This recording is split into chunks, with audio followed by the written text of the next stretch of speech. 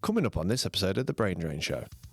Mass murder from Hungerford, Michael Ryan, went out for a pint of milk and murdered 8 people. From then I was like, yeah, I got a nickname, that's cool. And then a couple of years later I realised what it meant and I was like, oh no, I've got a nickname, that's bad. In all those regions I was probably the only filmer around. But in my head he was like the best skater in the world. Sat there having a coffee and then he'd come down bollock naked and just be like, hey! There was a cat and it had kittens and it was born underneath my bed and I'm allergic to cats. Just lost the whole footage the night before the premiere.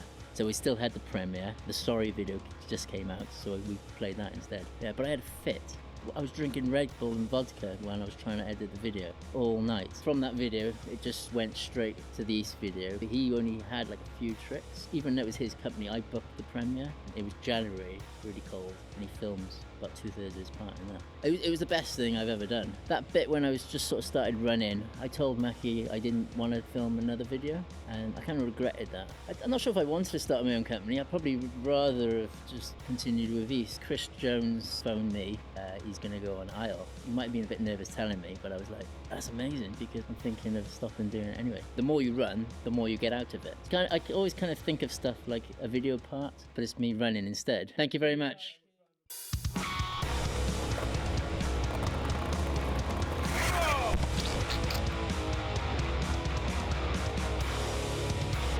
Good evening and welcome to another great episode of The Brain Drain Show with me, your trusty host, Forde Brookfield. Joined to my left is my trusty great co-host, Toby Batchelor. Toby, tell the listeners your name. It's Toby. And to our left, we have a very special birthday boy, a legend. It's his birthday. In the filming and running scene. And skateboarding. And skateboarding, yeah. It is the Madman Marathon 5,000. Dykie, happy birthday, Dykie. Round of applause in the studio, please. Thank you very much. Dykie here. Thank you very much. Go on, bring it over here, please. Air fives. Good to be here. Thank you for inviting me. I know we've already kissed multiple times before this record. And if anyone hears any banging or jumping around, it's just Howie. Howie the dog's here on set. Howie the dog is knocking around. Maybe he'll jump on the table at one point. Has he got his ball? Is that what he's got his ball? He's messing around with something. Hopefully he won't chew through the cables. He's got his and we won't have any inside. more. He's trying to get out. We won't have any more technical issues. I think it'll be fine. What should we go into first of all? What do you want? I want to ask. Let me do this bit. I've always wondered. Yeah. Wait. Before we start this, you should know from reading his book, the last page, it clearly says not to ask this question because he's already explained it. But go ahead. Well, I think it'd be good for everyone to know. I thought that would be the first question. Where does the nickname come from? Well, it's a bit of a boring story. So to start it on a boring note, mass murder from Hungerford, Michael Ryan. Yeah. Is that his nickname? Do you remember him? I don't remember him, no. Mass murderer? I'm Maybe quite before into your murder. time. He's from Hungerford. He just went out for a pint of milk and murdered 8 people. As you do. Yeah. Oh, okay. See, my dad just never came back. It's probably better than murdering 8 people. Yeah, that's true. Carry on. Sorry. So Michael Ryan, Matthew Ryan, somehow that changed to Mike, which is a bit weird. And then a book in English class called Tyke Tyler.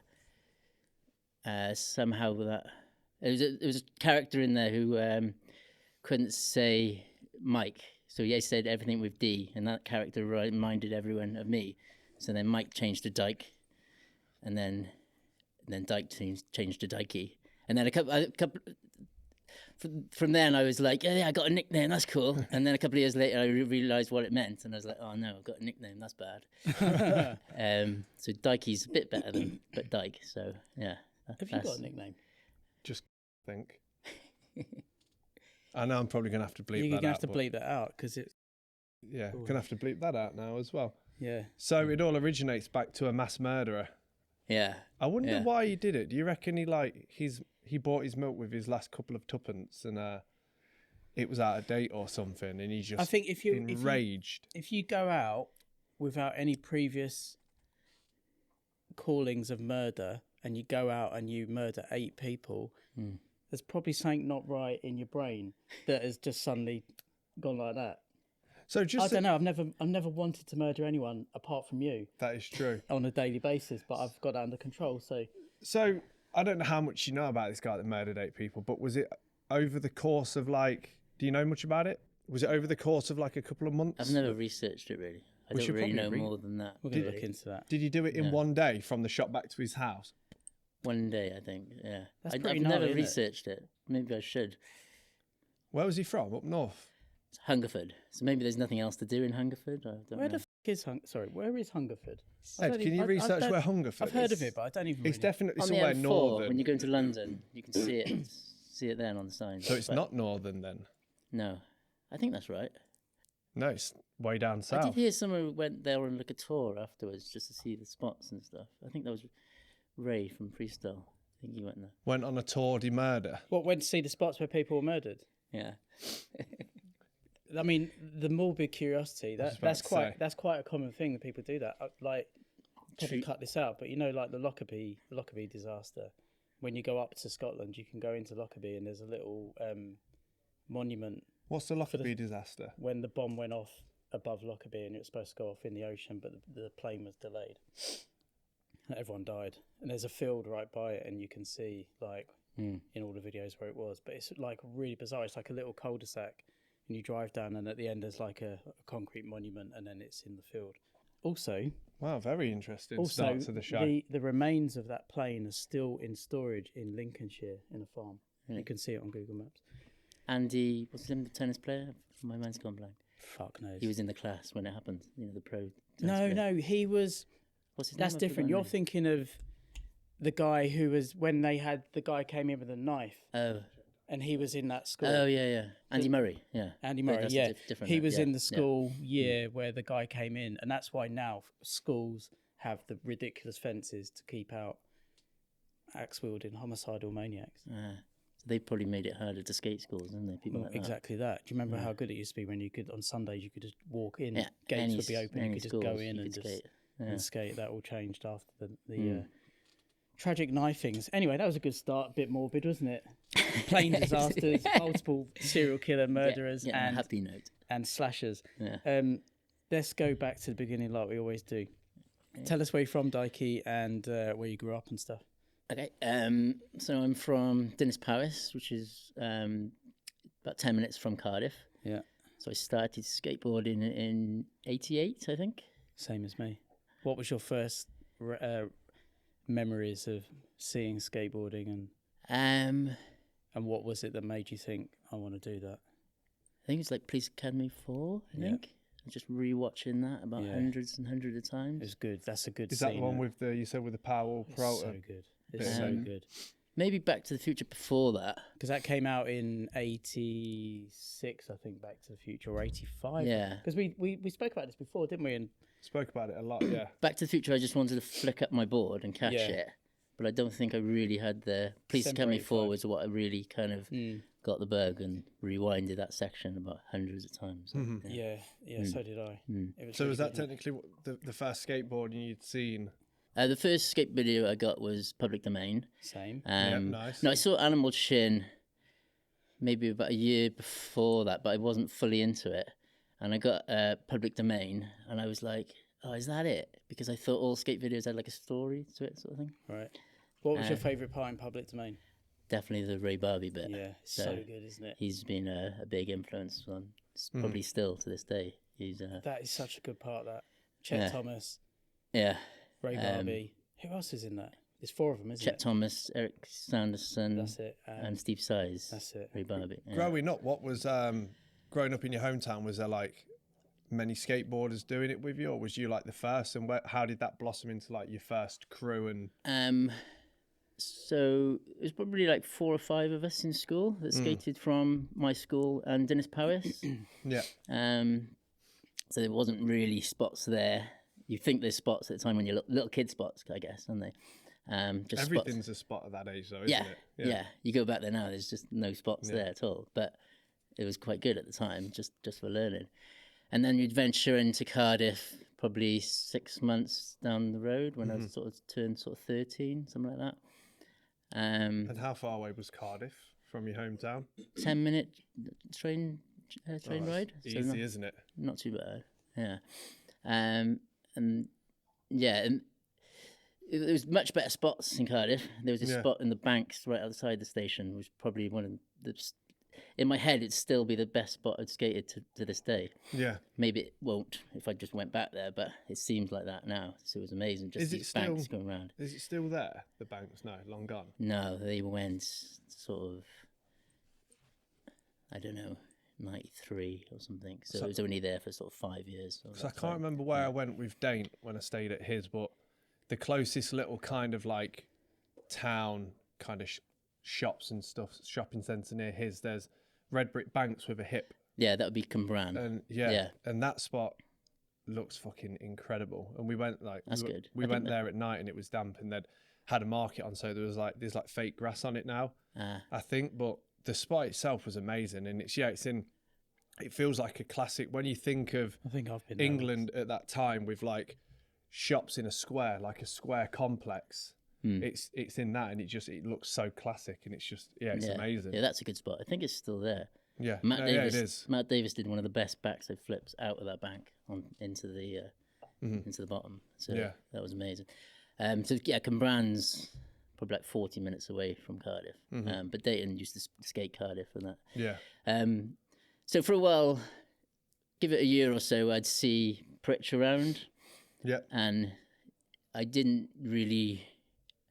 One sort of friend, he's like 3 years older. So when you're sort of 13 and he's 16, that's quite a big jump sort of thing. I'd see him in passing and he'd always be polite or something. And that was late 80s, wasn't it? You met him. Yeah, so 89. So I knew him for a good sort of 2-3 years without being friends with him. I was just sort of like a little kid and he was a bit older.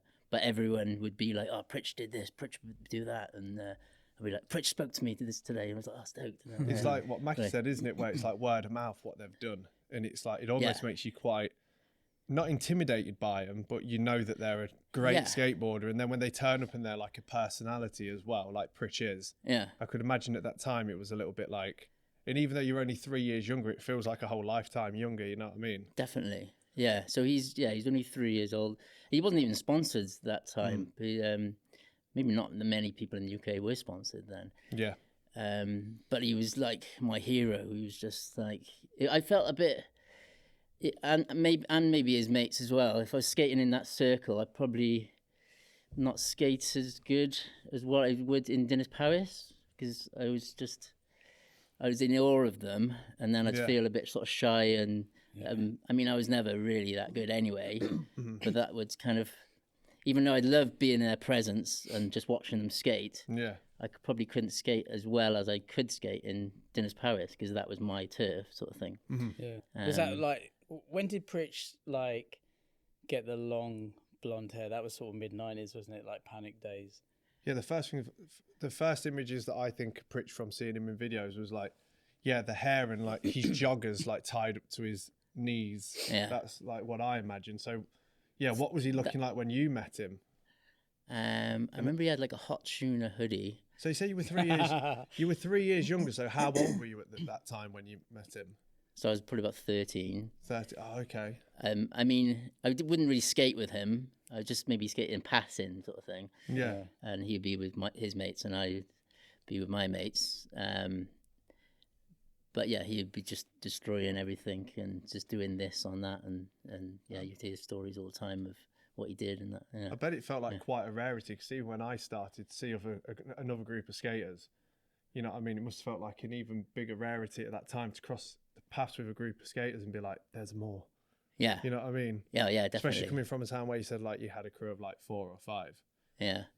Yeah, so you don't see anyone online or anything. So what all exists is what's in your bubble sort of thing. So going to Cardiff, that extends that bubble, and then you see other people, and then I'd see people like Dainton. So the South Wales scene, that spot that was with the banks by the train station. Yeah, that was good enough that all people would come from Swansea, Bridgend, Newport, and I know Dainton would be there quite a lot, and he lived quite far away. I could imagine it was a proper like. Hook-up spot. Hook-up weekend spot as well. You know, like a Sunday, like trains would probably operate in very rarely, so you could just because Dainton and Pritch said, didn't they? Like Sundays round Cardiff, you could skate because no one opened anything, not like now. Yeah, there was no Sunday trading, so Sundays was the day that you could just go. The whole town was like a skate Industrial park. estates would be closed, and you could hit up spots and stuff. It was a different time, wasn't it? Mm-hmm. Yeah. But like, how did it blossom from just in passing to being on a session and then skating with that crew? Yeah, so I had my sort of 4 or 5 mates from Cardiff, and then they sort of gradually give up. So then I think it was only me and my other mate from Dinas Powys. So, I mean, we were going to Cardiff, me and my one mate from Dinas Powys all the time. And then I guess we just emerge. I would be a bit older, so it would be a bit more natural just to sort of hang out with the older guys. And then I guess eventually I became friends with them. And then we moved in. I shared a house with him a few years later. In the early 90s, yeah. Yeah, and then I was kind of like, I feel like I've not But it feels like an achievement though, doesn't it? Like, it seems a bit weird because he's just a friend, really, isn't it? But in my head, he was like the best skater in the world kind of thing. And he was, almost just as good as all the people you see on the videos. He was so good. Well, you look at his early Panic Blueprint kind of stuff like that. It is fucking sick. It's really, and he looks good on a board as well. Yeah. He looks really good on a board. Yeah, definitely. Yeah. Really good style and good trick selection. And he still got it. He was here last year when we did the vault roll. Yeah. Ollied the hydrant, didn't he? Yeah. Yeah. He's been, he was skating spit and sawdust quite a lot. Like, I saw that. He was private sort of sessions like once or twice a week. When he came to do the podcast here, he was kind of, maybe I'm reading between the lines, but I think he was a little bit nervous about getting injured. Yeah. But then he sort of seemed like he got back into skating a bit, and he was skating there. It's good. Yeah, a couple of weeks or months after that, he was putting up skate footage heavily, wasn't he? Yeah. Yeah, it's good to see. Because he does all these running and stuff like me. So then if he skates and gets injured, then he can't do that. Yeah. And then, it's not good for his head. And so it's a tough one. But when he was skating last summer, it seemed like he was... Because he's tried a few times in the past 10 years or whatever. He skates a little bit and then gets a bit injured and thinks, I can't do that. I'll stop that because it affects his work and his triathlon, which is kind of understand. Yeah, but this time it seemed a bit different. But he hasn't skated for a good few months now, so whether he's still injured. So maybe I should hit him up and see what he's saying. Have you got any good living with Pritchard stories? What, like antiques? Just thing? funny shit. There's got to be loads. Surely. Just people coming in, you just sort of sat there having a coffee and then he'd come down bollock naked and just be like, hey! And like, just a lot of stuff like that. He did enjoy being naked quite a lot. Yeah. He did enjoy that. Yeah. He made quite a good career out of it for a time, didn't he? Yeah. Yeah. He's just sitting under the table and he's like, can you get something under the table? And he's just got his knob out there. Oh my God, what are you doing? I still do that to Toby to this day. So I don't know, at that point, nothing in, I guess that was when I lived with him, that was sort of 96, 97. Yeah. Mm-hmm. And going back a few years when I was like young, he was quite shy then. It was just 100% skateboarding. Yeah. So when I lived with him then, I guess that was the transition period when he was kind of... Did you drive him to it? Was it living with you that made him maybe go a bit out good. there and start messing around? Because he said he always goes on about when I was... Because I think that was the first time I moved out. And I'm not even sure this is true, but I had some pasta and I tried to fry the pasta and boil the mince. When you're making bolognese, right? It's in the book, isn't it? It's a little forward, That's what he says in the forward, That's a good one. We're probably going to say it a lot through the podcast, but if you get a chance to grab hold of Dykie's book, it's well worth a read. Like I said, I blitzed through it in a night. I got home, sat down, read it, and then I was writing notes at the same read time. It in a night, Yeah, I enjoy it. Yeah. I did it in 2. I'm not as fast as Forde. I like all the selfies that you took at each kind of like location. Yeah, I was looking at those. There's some good ones in there. It's a good book. Where can people get it? I don't know now. Direct message through social media, maybe?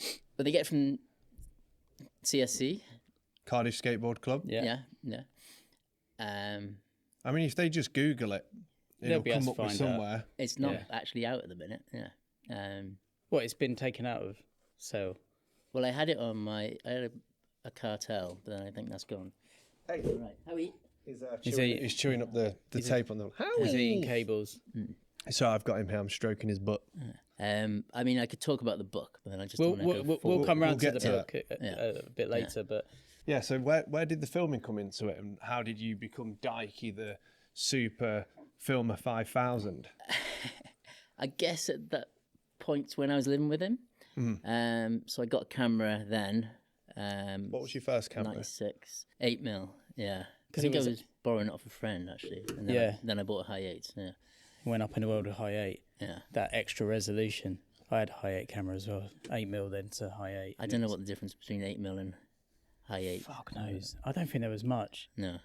I think with high 8 you could record better sound, stereo sound, whereas 8mm might have just been 2 mono tracks. Maybe, I don't know. So high 8 was quite a big thing in the skate world for a couple of years or so. Yeah. So yeah, that was about the time I was living with Pritch. So it started off just filming him. Was there like any conversations leading up to it that you can remember, like, oh, we should film this, or? I think, well, as I said, I was lending my friend's camera, and he didn't really want to film. So that was Chris Gibbsy, you know? That was his camera. So he got me filming, I guess. And then, yeah, it wasn't really me making a video, just filming Pritch. It was around about the time when he was filming for the first 2 Blueprint videos. So he was kind of busy. So it was more just filming at the skate park, you know, his sort of chill days. Yeah. But we filmed a fair amount of stuff. And I think from that, because... I mean, I didn't know if I was any good or whatever, but I guess because I was living with Pritch and I was filming him, people I knew but didn't know really well, like Dainton and like Mike Jenkins from Regend, like Bevan and Simon Dark from Swansea, I guess they kind of saw what I was doing filming Pritch, and sort of, because the first 2 videos are more of like a South Wales scene video, so it's not really Cardiff, it's like Cardiff, Newport and Bridgend and Swansea, so it kind of emerged. So it's always been a sort of tight scene, all those scenes together anyway. So yeah, they got on board, I guess, because I was living and filming Pritch, really, and thought that I knew what I was doing, which I probably didn't. But did you have the screw on fisheye as well at that point, or was this your first, like, didn't know what a fisheye was or any of that kind of thing? I think I had a fisheye, just a really crappy one to screw on. Yeah, but kind of did the job, I guess. I had my first fisheye was duct tape to the front. Is it? Yeah, proper, just holding it on. It was always off. You know? when you see that old footage of like the fisheyes moving slightly or heavy in one corner, and the footage is just a circle, isn't it? Because it's just. Yeah. They were never quite wide, were they? It was like, it looked like you'd put the fisheye on, but the image wasn't really that much wider. No. But yeah, it did the job. It's just, and then I guess then I sort of found, because skating, I was never really that good, but before that I was good enough to enjoy it, I like to say. Yeah, that's all that matters. Yeah. And I knew I wanted to be around the sort of skaters that were good, and maybe I was still skating a lot then, but maybe tickling off a little bit. So I felt like that to have that sort of another purpose kind of suited me amazing. Sort of found my sort of place kind of thing. Yeah. So was you contributing to any of Pritch's parts at that point? Had you filmed anything for any of the Panic stuff? So what's the first one? Mixed media, and then anthems, isn't it? Yeah. I think the best stuff it was definitely 1 or 2 tricks I had in those videos, maybe a trick each. So the best stuff I filmed, McGee got 1 or 2 tricks from that. So yeah, he managed to film a part in the first one, and then the next one he was sort of heavily filming for the anthem. So then he's got a sort of like best of sort of part in the 4 Wheel Dragons part. Yeah. So McGee was taking contributions on high 8 at that point? Yeah. Yeah. So those two, I'm pretty sure were high 8, I think. I thought they were. Yeah, I'm just trying to think back now. Like, I know there was a brief period where he was shooting on the VX without the depth lens. Yeah. It was just like a Jessup. But it was Marshall filming them. Marshall Taylor. Was it? Okay. Yeah. It was definitely him on the first one. I'm not sure about the second one. Right. When did you step into the digital world and upgrade? Let's have a bit of camera nerdery, because I like to talk through how things happen for people. I'm not that nerdy really about cameras, but I remember.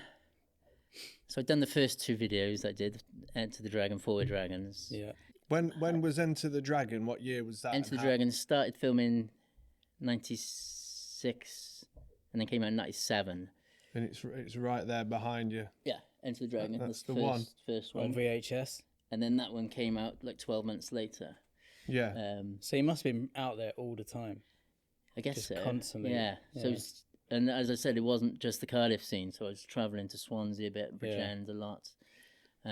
Who was in that? Who was in Enter the Dragon? Like, and how many copies? Do you remember how many copies on video you made of that? And you've got none spare for little old me. No, this is it. That's not even got the video in it, has it? One of them, yeah, that one has. What? I think it's Underexposed. Might not. I didn't have the video for that. Yeah. I think 150 of these. Yeah. Selling them for £10 each, I think. It was mainly in just the shops from those regions.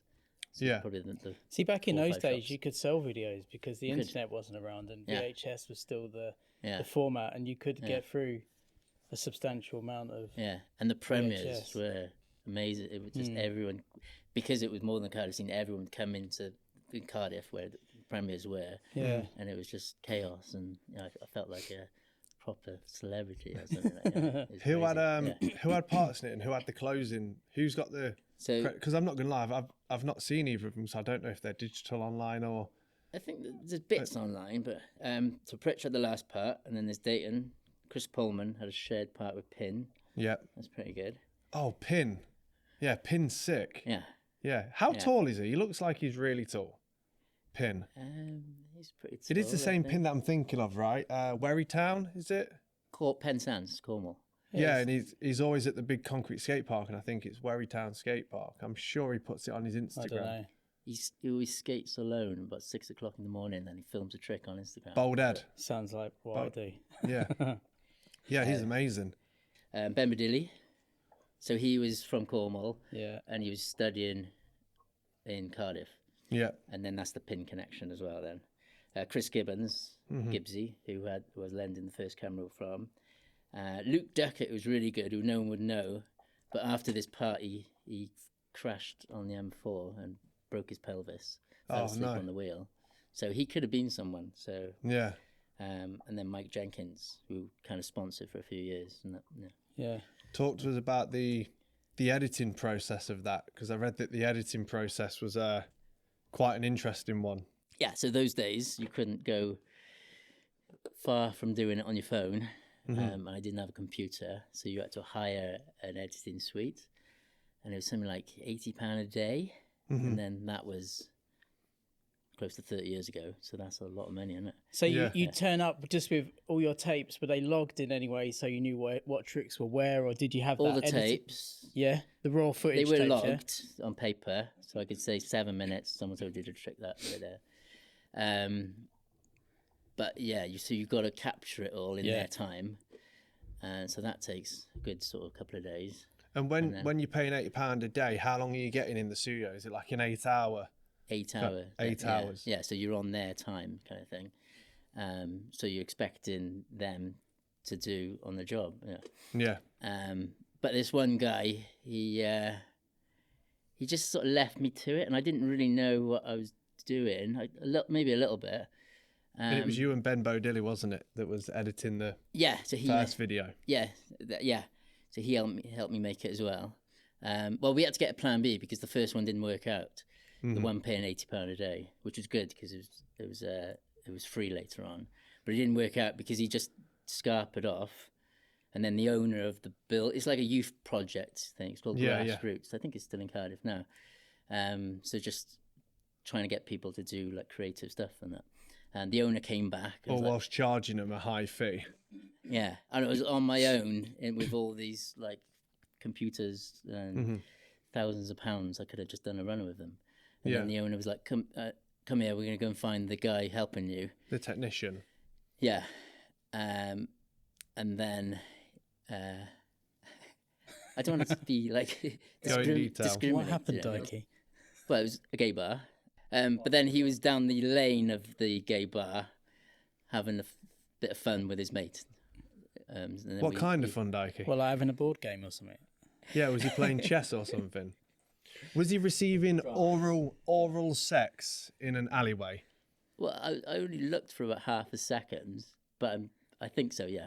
So that presumably lost his job.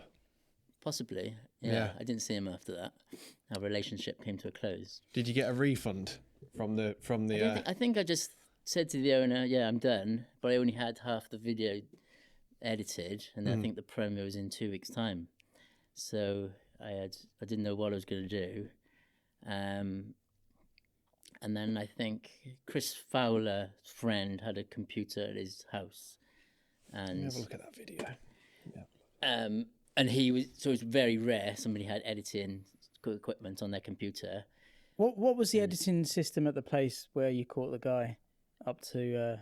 What was it? Are we talking like two decks? I think. Computer editing, like, because at that point it was Avid, wasn't it? That was like the main editing software before Premiere and all those guys. So it would have been deck to deck, like tape deck to tape deck editing.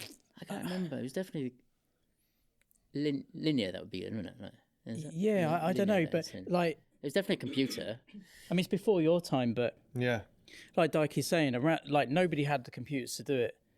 I remember the first time I could actually edit on a computer was when I was at uni, because we had the sort of first setups like a Mac with Premiere, and that was it. But like the whole capturing process was like no computers could handle it. Like even standard definition format was too much for the computers, wasn't it? Yeah. I mean, the amount of times I say to people, like, you have no idea how easy you've got it now to film and edit on your phone. Yeah, I mean, it blows my mind. But then your editing and stuff was a completely different level beyond that as well, because when I got into it, it was like MiniDV and Firewire, and that still was long, capturing from a MiniDV tape. So I couldn't imagine like tape deck.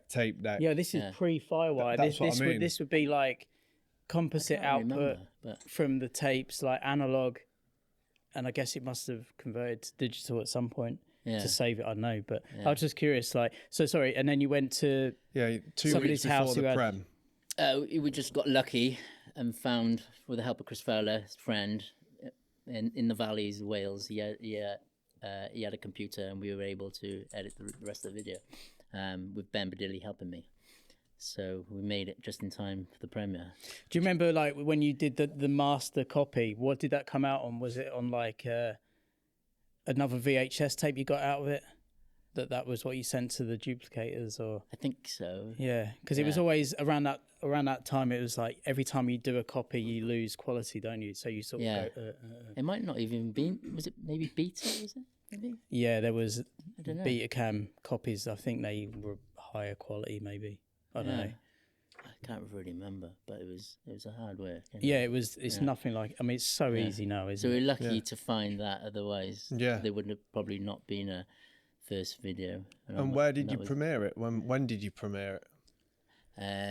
So I think it's Christmas '97. In the club in town, the Welsh club, Before Back. And then, as I said, there was completely packed. You probably couldn't get one more person in there, sort of thing. And I'd be like doing like on the crowd surf and stuff like that. You did a crowd surf? Well, without even me wanting to, because I was just like holding it like that. It felt like a famous person, which I guess filmers today maybe not have that part of it. There's still the joy of like a video premiere, but it's mainly just to see the majority of people that you know all in the same place. Yeah, that's the main excuse for it now. That's my excuse for it anyway, to enjoy. Yeah, it still is that. Getting everyone together. I'm wagging his tail and it's just clunking the microphone cable. Why don't you get him up on your lap? See if he'll come up. Do you want to say hello? Get him up on your lap. Right, let's just take a commercial break for how we Come on, Howie. Up you get. Come on. Come on. Come on. Come on, Howie. Come on. Come on, you can do it. Up you get. Come on, Howie. Jump. Come on. Jump. Maybe lift him up on his harness. Can I lift him up on his harness? Yeah. You remember when Pritch pulled his dog up? He was like, let me. There we go. There we go. What's that? Do you want to sniff into that for some ASMR? ASMR. Doggy ASMR. Yeah, maybe he'll sit here for the rest of it then, which I'm fine with that. If you just like stroke him a bit. No, he's over it. That's it. See you later, Howie. Yeah. So then you said that the 4-wheel dragon video came out a year after that. So you was on it then. So just filming for the next 12 months. Yeah. So I was in all those regions. I was probably the only filmer around. Because there's not many filmers now, so I'd imagine then there was even less. Because who the fuck wants to stand around anymore in the freezing? Like I don't. When was the last time you actually filmed some skating? That sounded really like, when was the last time? But because I like that little project I did, Open That Door, which I'll go into later. So it was a video that coincides with that book. Yeah, I've seen that. So I did a little.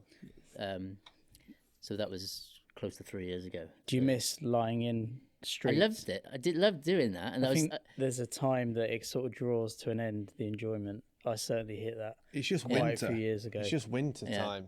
But when I was filming that, it was more of a just sort of hooking up with old mates and stuff. So it wasn't really about kind of going out there and getting the best trick. It was just more about the hanging out bit. And some people didn't even skate. So it was just sort of revisiting all the people I'd skated. Some of them skated a lot, but some of them hardly ever skated.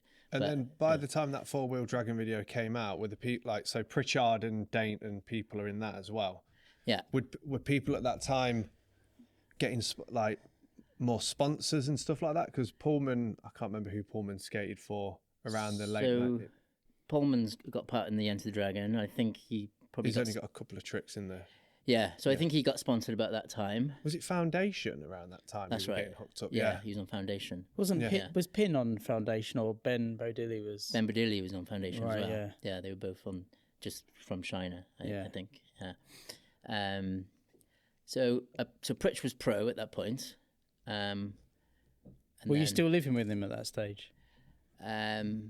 Forward, no, the house just got messy and horrible, so we all had to move out. So basically there was a cat. Our other mate Richie had a cat, and it had kittens, and it was born underneath my bed, and I'm allergic to cats, so like really bad. Classic Dykie story. Why did it choose your bedroom to? It probably knew that I was allergic, maybe, I don't know. And then Pritch was just going off doing his thing, so he was hardly ever there, and the cat and the kittens were just shit everywhere in the house, and the landlord came back and just broke down, and so it just sort of came to an end. That was messy probably cat shit end. That was probably just before the premiere of the Enter the Dragon video at the house. And who had the closing part in 4-wheel dragon? So it's a similar sort of format, still the sort of same scenes. Pritch again, but it's more of a sort of retrospective. Even though it was only in 99, he had some good new tricks as well, but that's when he was heavily filming for his anthems part. Yeah. I can't even read the names on there. My eyesight. I tried. It's not your eyesight. It's just bad case design. No. I tried to read it earlier, and I was like, "What the fuck? So it's so small, isn't it?" It's like, let me give you that video back to pop that. But back I think there's shelf. On here. There's a few more names on there. So there's a couple of tricks I was filming of Danny Wainwright, Flynn Trotman. Oh yeah. Dan Cates. So I was kind of. Oh God, not Dan Cates. Unfortunately. So maybe I was getting out a little bit more other than Wales. They're only the friends bits, but I was maybe on that one, 4 Dragons, I was getting outside of Wales a little bit more, and maybe getting a little bit more well known outside Wales. Yeah. How was the editing process for that? Did anyone get caught getting blowies down alleyways on that one? Or? That was all right. I think I just borrowed, somebody had a compute. This guy called Chris, one of Tidy Mike's friends in Bristol. So I sort of stayed in Bristol for sort of 2 weeks at Tidy Mike's house, and then just got it done. So no crazy stories. That it was all right. Straightforward. No blowies and alleyways. Yeah. So even in that year, it had developed a little bit more, so more people had computers and stuff. So, yeah. So it was slowly getting better. And was it premiered at the same place in Cardiff? Yes, yeah, the same place, the Welsh club in Cardiff. And you got crowd surfed and I think so. Same thing again. Yeah, same thing again. Yeah. What Is there any footage of that? You being crowd surfed? Oh, that'd be people filming people. Yeah, I don't think so. And then the Underexposed videos came after that. Yeah. So then I guess it was going back to the Enter the Dragon, Forward Dragons, really. But as much as that video, I loved it. I wouldn't swap that period for anything. I was definitely glad to be back in my comfort zone of just doing my thing and mainly just the skate videos kind of thing. Yeah. So then that point, there was a group of new skateboarders around. They were just coming up on the scene. They weren't that known, so I guess Underexposed. That's the name. Yeah. So who was in that one? So you get Josh Perrott, Welsh Tommy, who's still killing it to this day. Incredible skateboarder. Yeah. Dan Wood, who's a really good underground skater from Bridgend. So Chris Gibbons again, Gibbsy. Yep. He's still on it. And then a young Dylan Taylor. He was Dylan Hughes. Yeah. He was like 12 years Fucking hell, old. he's good, isn't he? Yeah, so he was really good from being 12, and I was like, this kid is something different. Yeah, he's got it. Yeah, got the pop, the style, and he was only 12. Yeah. He's still skating, yeah. Yeah. So he's busy doing his job and stuff. Yeah. But he's definitely still killing it. Still doing new tricks and stuff. Yeah, he was so good, wasn't he? Was he getting? He was on reel last time I think he still gets flowed reel. Oh, does he? Yeah. But as far as I know, I think that's about it. Yeah. But we took him. He was like 12. And we took him to Paris. I'm not sure if I was like his guardian. Me and my mate Morph. But we lost, and then Taylor Oakley, who was also good. He was even younger. He was like 10 or 11, and we lost those two. We were getting off the train. We got off, and they didn't get off in time. And then the doors shut, and then they just went, and they didn't have a phone. So we were almost about to ring their mums and say, "We've lost your child in Paris." But we found them about an hour later. He had oil marks on his face where the doors shut. So yeah, Dylan it was amazing being around him, filming him. But yeah, all of them were really good. What year was that video, and how did the editing process change in that time? So this would have been 2002 or 3 when it came out, say. Editing, can't remember. Because was there something with the losing the project before the premiere, which is very unfortunate. Yeah, I think I just did it on one of my mates, Mance's house. Yeah. So that was quite straightforward. It wasn't like the first video. But I guess we somehow just lost the whole footage the night before the premiere. 12 hours before the prem. Something like that. Yeah, I was trying desperately. Like the files or the actual... Yeah, everything. I don't know. I can't remember how. It just went. So we went to 12 hours left, started from trying to capture the tapes again. Fuck that. Hell. And then it was sort of 3 or 4 tapes in, and then I thought, you're like, it's done. Yeah. So we still had the premiere. The Sorry video just came out, so we played that instead. Yeah. Sorry. Which is quite ironic with the name as well. Yeah. How was the overall crowd reaction for that? Did you have to go there and be like, look, video's not premiering tonight? Like, what was the overall reaction from that? I think it was all right. Yeah, but I had a fit because when I was drinking Red Bull and vodka when I was trying to edit the video all night, and I don't think I slept at all. Yeah, I mean that would do it. And then I got to the premiere, and I had a glass of water, and I just dropped it, smash. I couldn't, and then I haven't drinking Red Bull ever since. Though. Well, you're gonna have one today, Ed. Get him the 12-pack of Red Bull. Fuck sharp Red Bull. Yeah, fuck that. Maybe they were stronger then. I don't know. But I mean, Well, with vodka, maybe. it was stupid what I did. So Yeah, it's not probably just advisable. absolute exhaustion all at the same time. Exhaustion and just wired on you. Yeah. And I thought I'd been spiked, and I Yeah. think my friend phoned like a drug line and stuff. But I was all right.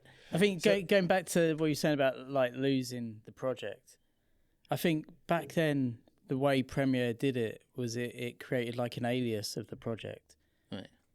and then because I'd had it before where you move clips around and then you have to you have to relink it and load it all back in. So Yeah. it might have been somewhere else, but you got the alias. Or I don't know, something like that. I'm not really that technical. So my friend was helping me as well. Yeah. I can't really remember, but it must have been something like that. Yeah. So what happened after that then? When did you complete the video and did you re-premiere it? And So probably had another premiere about a month later, I think. yeah, just completely re-edited the whole thing from scratch. Maybe did it that little bit better, maybe. Yeah. So That must have been soul destroying, like having it all pretty much done, and then 12 hours you're like, fuck, I've Yeah. lost it, and then having to go through and capturing stuff was a nightmare, wasn't it? Mini DV tapes and line it up, capture. but it's not as bad as it is now, because it's they glitch like crazy now, because they've been in a box. I remember I had one mini DV tape. I left it on a telly. It had some really good footage of Gibbsy on, and it just wiped itself because it was on a telly for so long. The interference. Yeah, it just went completely blank. They say that like mini DV tapes, that the tape's only really good for 20, 25 years before it starts just naturally degrading. Yeah. I've got a big box of tapes over there that I need to get through at some point and get stuff Yeah, off, they probably run dry after a while. I think they do. I mean, even last year or the year before when I was going through some of those, there's a lot of glitches on there that weren't on there originally. Yeah. But yeah, I mean, people were very protective of their cameras then. You didn't put anyone else's tapes in case you contaminate it. And fuck up your heads when you're VX1, all that shit. Yeah. I remember because I was at Livy and Neil, it was after a big push and Neil Smith did that board slide. Yeah. And McGee filmed it, but he only let a certain amount of people look through the viewfinder, and I was the one that got cut off. And We'll come back to talking about the big pushes. That's quite an interesting time within UK skating and stuff. Definitely. But should we? Where do you want to finish off talking about Underexposed and then Underexposed 2? Yeah. Get on to that. Presumably, if I said that right, the first video you made on, aside from the Pritchard and Dainton as well, first DVD one right there. Yeah. Was that the first mastered to DVD video that you'd made, not on VHS? So it's next to the board on the left, next to Underexposed 1. Yeah. So the DVD of Pritchard and Dainton, but there's a VHS originally, which I haven't got. Yeah. So that was just from, I might have bought that from HMV or something. Yeah. Bought your own video back. Yeah. So yeah, after 1 and 2 was the transition point for DVDs. Yeah. So the first one is on there as well. Did you do the DVD mastering yourself? No, Tim Crawley helped me with that. Right. Okay. Nice legend. Yeah. Good guy. Yeah. So yeah, it's not. Second one is just. It was just going to be the extras. So back then you'd put the video on a DVD with extras, wouldn't you? Yeah. So it was, but we got more extras to be an actual video. Yeah. Maybe not quite full length, but just about enough to call it Underexposed 2. Mm-hmm. Yeah, I'd like to say I had a part of putting it onto a DVD, but I've never really done that. Mm-hmm. Yeah. Did Zorlak was the distributor for that, wasn't he? Through Power. I seem to remember him doing that. Yeah, he did. Yeah. I think we sold quite a few copies. Yeah, he did well selling them. Yeah, it was a funny time when we went from VHS to DVD because used to sell a lot of VHS back in the day. And then Didn't you say you were filming a video that was going to go on VHS, and then almost like overnight you were like, "Fuck, we might as well put this on. This is going to have to go on Escape DVD." from Boredom. Like when we started filming, it was going to be VHS, and then But at the end of it, it was DVD and DVD only. I remember like that's why I was asking you about like the doing the DVD menus and stuff. Yeah. That was fucking hard work learning that. Yeah. just learning it was DVD Studio Pro. Thankfully, I had Tim Crawley for that. Yeah. Probably having to read about how to do a DVD menu for a forum somewhere from someone else. Yeah, there wouldn't have been an instructional video on how to do it. Yeah. We managed, like on Escape from Boredom, we had Easter eggs on there and stuff. I learned how to do that, but you don't need to do it now, do you? It's all there, just on the internet. I remember when I got that copy done, the place in Bristol said, "Oh, this is the first skate DVD I've had." Yeah. Copy. Yeah. So it was definitely right on the cusp of it coming out. Yeah. And that's what changed it all. Yeah. Because there'd be like the duplicators, like before DVD, it would be they just have SVHS decks, so that you put in your master and there'd be like a big brick of VHS players just recording it, so you get like 10, know the 20. Process. There's just loads of VHS. Yeah, so they just you play it through. You play it through on the master deck. Yeah. And then it would go through, and then when DVD started, I don't know the exact ins and outs of it, but you had to get like a glass master made, I think. But I don't know why you'd have to do that. It didn't make much sense, but that was a bit quicker because it was just files essentially. So yeah, filming Underexposed video. We were out on a trip in Barcelona. Mackey was out there for like 3 months or something like that. I knew him a little bit. But he just took us round to all the spots because he knew where everything was. I just got on well with him, and then the people I was out there with Tommy, Josh, and Owain, and a few others. But at that trip he said, "I'm going to do his East company," and he wants those 3 to be on the team. And were they getting hooked up before that? Were they just getting distro deals or? Josh was on Powell through China. Yeah. I don't think Tommy or Owen were. No.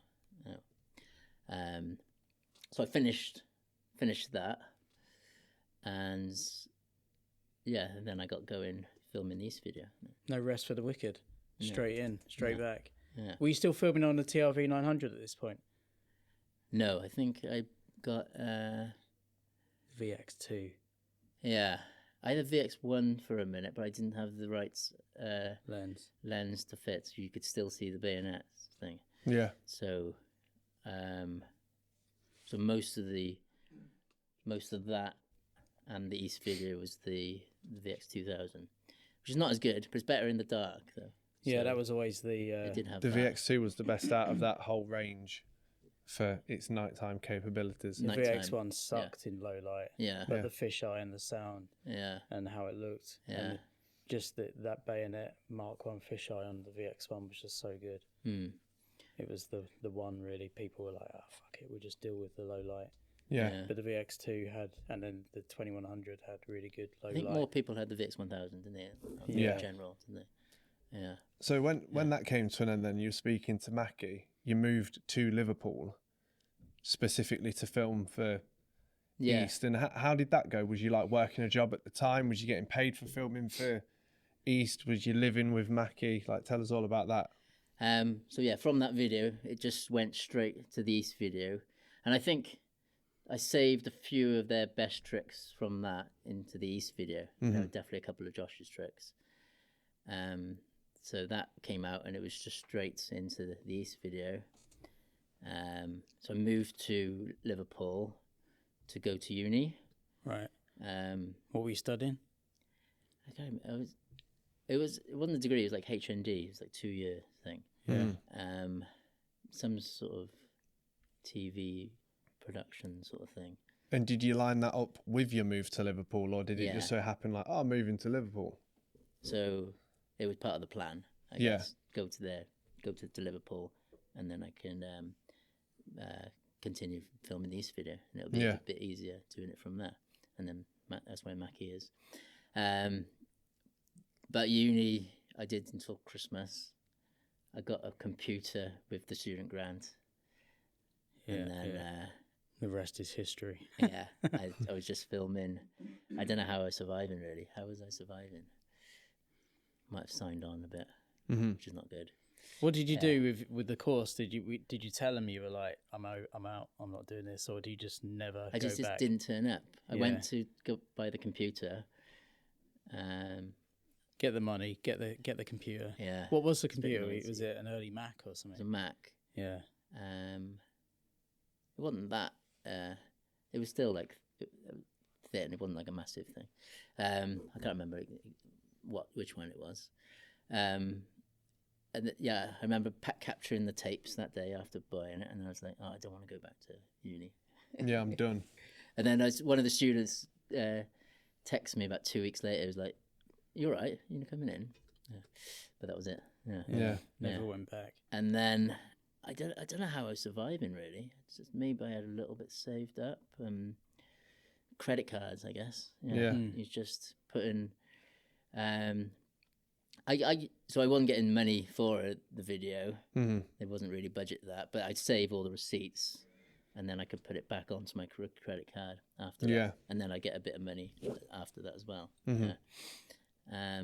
So yeah, it was all systems go basically, because it was a bit harder because it wasn't in the South Wales ones. I'm not really traveling around that much. It's just a train ride 10 minutes down the road. But we were just going Bristol, back to Cardiff when I was living in Liverpool, going to Scotland, the odd trip to London, and then all in my crappy car. Yes, you were driving around a lot filming for that video. Yeah. And blowing up cars. Yeah. With spoons. Yeah. So I could say the story of that, but it's in Mackey's episode. Yeah. I just like how he did your voice, and he's like, "Don't think it's that plastic spoon, do you?" Like, oh, that was we were dying over that. Extension from that story, I said to Mackey, I got this feeling I'm going to break down and get stopped by the police, and then both those things happened. Yeah, Mackey sent me 2 questions, and he just put blue car ? And police stops. Yeah, that's what he sent me this morning. Why did you get stopped by the police? I don't know. I get stopped quite a lot there because in a Corsa, this is like a bit of a boy racer car. I don't know. And you're in a car, like 4 or 5 people in the car. I think police just think you're up to no good. Yeah, so I get stopped all the time. And I got stopped on that time. He said, "Can I see your driving license?" And I handed my library card by mistake. Yeah. Yeah, so there was a few sort of instances like that. Yeah. How long was you filming that East video for? Do you remember? 3-4 years, something like that. So that was the whole time you were in Liverpool doing that? Yeah, so I was only in Liverpool for a year. Right. I only had a 12-month contract. Yeah. And then it was probably like a year before, and then a year after that sort of thing. Yeah. So maybe 3 years, and then a bit while filming that as well. Yeah. Yeah. So it was the best thing I've ever done. Filming wise, just really good crew. Yeah. The main crew was me, Mackey, Korahn, and Tony, and then we'd go up to Scotland to film Ferg, come back to Wales to see Josh and that. Yeah. Go to London, but it was just no money, so you're eating shit food. Yeah. Even though it was the best thing I've done, maybe it's just sort of a bit too much, maybe. And I guess, well, I don't want to fast forward, but that's how I started running. Because I started running just before the premiere, I think, because there's so many variables with filming, isn't it? As you would know, it's like you've got the weather, getting kicked off by security, so and so. But running, even though it's not as good, skateboarding and filming is definitely the best thing I've done. With running, there's not those variables. You can just put your running shoes on and go outside and have a half decent time. But what was it from that period that made you start running? Was it you've been driven to the edge of like... Driven to the edge. Yeah. Even though it was the best thing I've ever done. Yeah. But I just needed something that was the opposite. I get that. Yeah. I remember so the video was pretty much done. And I just went out for a run, and I just ran and ran. And then I thought to myself, where the hell am I? I got lost. Yeah. I was just in that moment. So that was like a key moment kind of thing. Yeah. Yeah. And then, to rewind into Mackey's part, I don't know if he said this. So he only had like a few tricks when everyone else had pretty much finished their part. Yeah. Definitely Korahn's part. And so I booked, even though it was his company, I booked the premiere without him not wanting to, just to sort of push him. Yeah. And it worked. Yeah. And you got it done. So it was like December, and then we booked the premiere for like a month. And then it was January, really cold, and he filmed about 2/3 of his part in that. Yeah, because a lot of it's like night footage as well and everything. Yeah. Yeah. Yeah. I fucking love that Mackey part. It's like his me pinnacle. Too. Me too. Like his pinnacle part. And then his ender, like the kickflip off like the ledge into the steep bank as well. Yeah, that's really good. That tray flip he does, I think it's the second last part. That was, Korahn was like scared for him. Like, he was like, don't do it. He was ready to catch him. On the big incline, the big wall. Yeah, that's it. Yeah. And he rolls away from it, and he's just bummed on it. I think he touched, just a touch. It's like he touches the wall, and he's just like. So he wanted to do it without. So he did it loads. Yeah. And that was the one he didn't touch. The least. Yeah, that's sick. How was it like being around Korahn, watching him like turn into the absolute beast that he is even now? Yeah. Like seeing that level of progression, because he's always been good, hasn't he? Just even when he was a little kid, just not just his skating, just positive vibes. Yeah. Kind of thing. Yeah. That whole crew was just really good.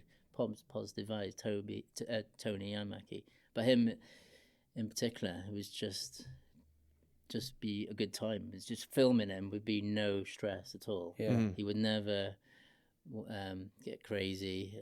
You'd always get the trick anyway, but you just enjoyed filming him. I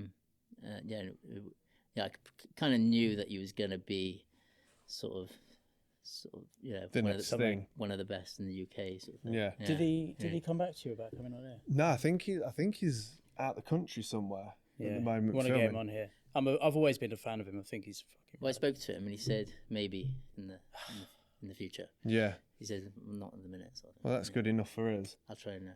What video was it where his part? Is it Now I Can't Believe That's Not Skateboarding or something, where it's all like party songs and he's got like a football tune and he's in a football outfit, and what video was that? That's what I call skateboarding. That's it. And you've got the Sinead O'Connor Nothing Compares to You, which I think talk to us about that. We should just take a minute and just put it on the screen and just watch it. Like whose part was it? Josh Perrett's. It was like a retrospective of his skating, and then I was the bits in between with the Sinead O'Connor. So it was Christian, my good friend Christian Hart, who owns this skate park in Spit and Sawdust. It was his video, and he smashed it with the video. Every video was every part. He had a really good crew as well. Like Dylan had a part. Every part was like an 80s video theme. So you'd keep a little bit of the video in there. Yeah. And then reenact some bits as well. That's what I wanted to get to. I feel like now no one would do it. But when you watch that video and you've got like Grove walking through the pub, like singing, like I don't feel like anyone. I feel like if I approached a bunch of people, like I want to do this video and let's base it off like British bangers in the 90s, and we'll kind of like no one dance around it. People are too like it's like they're too image conscious or something too. But that video just nailed it. Yeah. Like everyone's just having such a good time. Did you see there's a stack of records over there? There's this Sinead O'Connor one. I put it on the front. I knew you'd see that. Yeah. So I filmed it. I shaved off all my hair. You shaved off your head for? And I never shaved off my hair, so it was quite a big thing. Yeah. And did all the makeup, the foundation or whatever.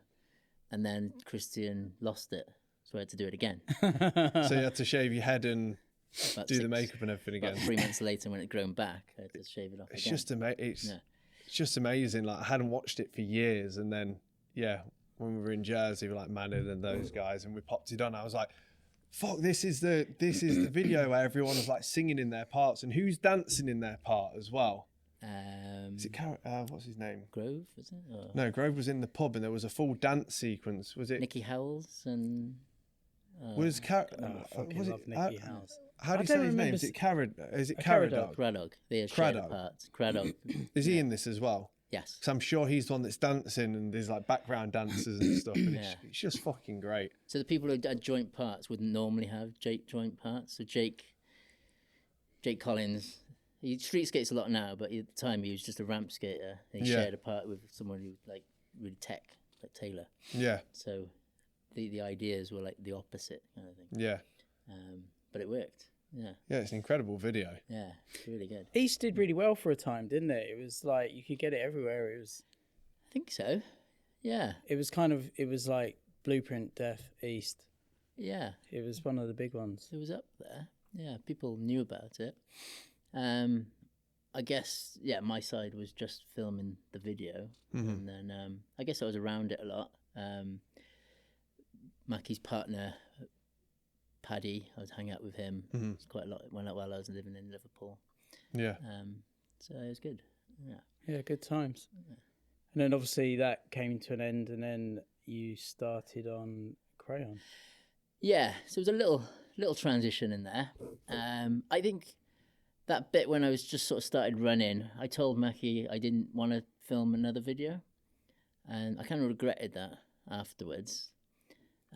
So then I was like, oh, maybe I do want to film another East video, because it was, as I said, it was the best thing I've ever done. But at that point, there was a few complications down the line that I wasn't really aware of. Yeah. I remember me and Tidy Mike going to Liverpool to have a meeting with Mackey and Paddy, but nothing really. So it was going to be maybe the four of us as a new East, maybe, but nothing materialised from that. Yeah. And then that was it. That was after the video, we did the big push, and we did a trip to Sweden, but we knew it was the end of the. It was an East trip, kind of, but we knew it was the end anyway. Coming to a close. So on that trip, I decided and come up with the name Crayon Skateboards. So Chris Jones, who was just put on East, he was on the big push and he was on that Sweden trip. I think he came up with the name Crayon, and then Tommy joined on. It was going to be Korahn to start with, but that didn't happen at the start.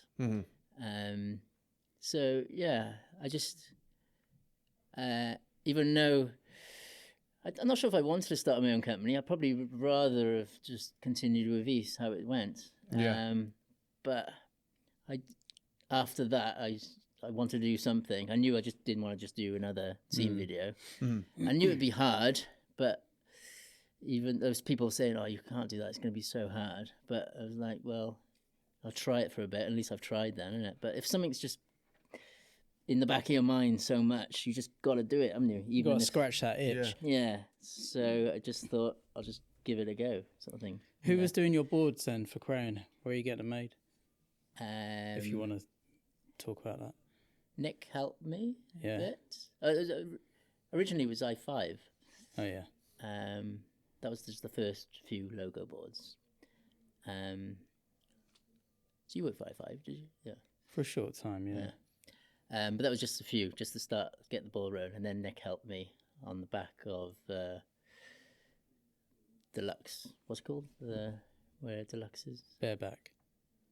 Was it called something different then? Deluxe Distribution.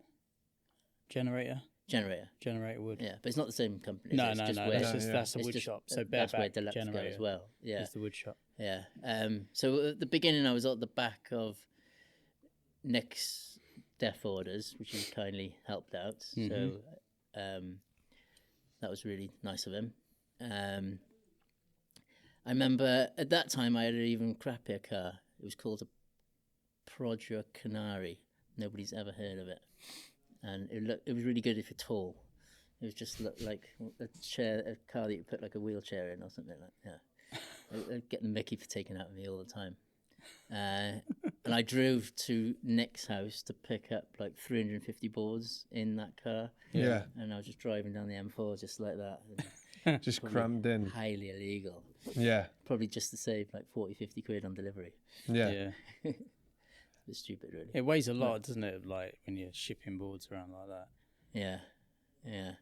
And then eventually I would just get in contact with Justin, was it? But it was hard because I was right down the bottom of the pile. You know, I guess if Jim Theobald rings up, he'd message him straight away. But he'd message me back sort of the week later or 2 weeks later. But it was all right. It got done in the end. So I knew that I was not really high in his list of priorities, but it worked out. It was all right. How long was you running it for independently before? Because it went to Rock Solid. Was it Rock Solid started distributing it for you, right? Yeah. So probably the first year on my own. Yeah. Which is a lot of work, isn't it? Yeah. It is a lot of work. Yeah. It's too much. Were you working full time as well at that point, or were you just doing that as your sole? So at that point, I was back in City Surf, the shop which I was working before, but I went back there. So during Crayon, I was working there 3 days a week, and then getting a little bit of money maybe from Crayon, and kind of enough as a full time ish, really. So I was doing it by myself for about a year, maybe 10 shops, and then Wes. So it was hard because I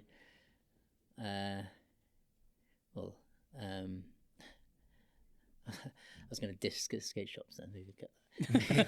Trying to get the money off skate shops, but I didn't really want to say that. Well, skate shops are notoriously bad payers, aren't they? That's no secret. That's always been the case. Yeah. You know, a lot of shops. People are gonna watch this or listen. Oh, fuck it. But you know, if you buy something, you got to pay for it, and some buy it but don't pay for it. But I know what it's like to be. Well, I can imagine what it's like to be a skate shop owner as well. So so it's hard for them as well.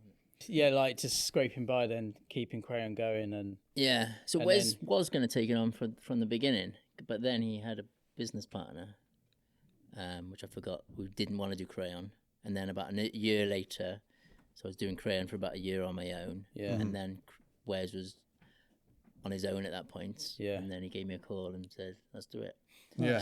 Big up Wes. Yeah, big at Wes, definitely.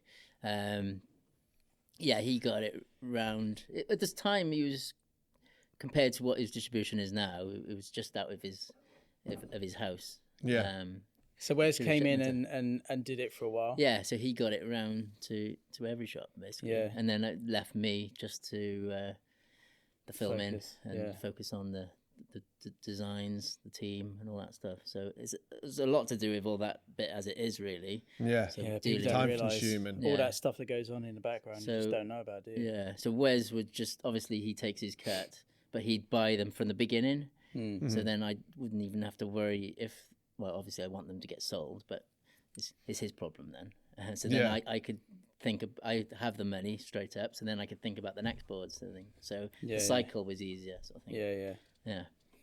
And then obviously you did the promo and then the full length video as well.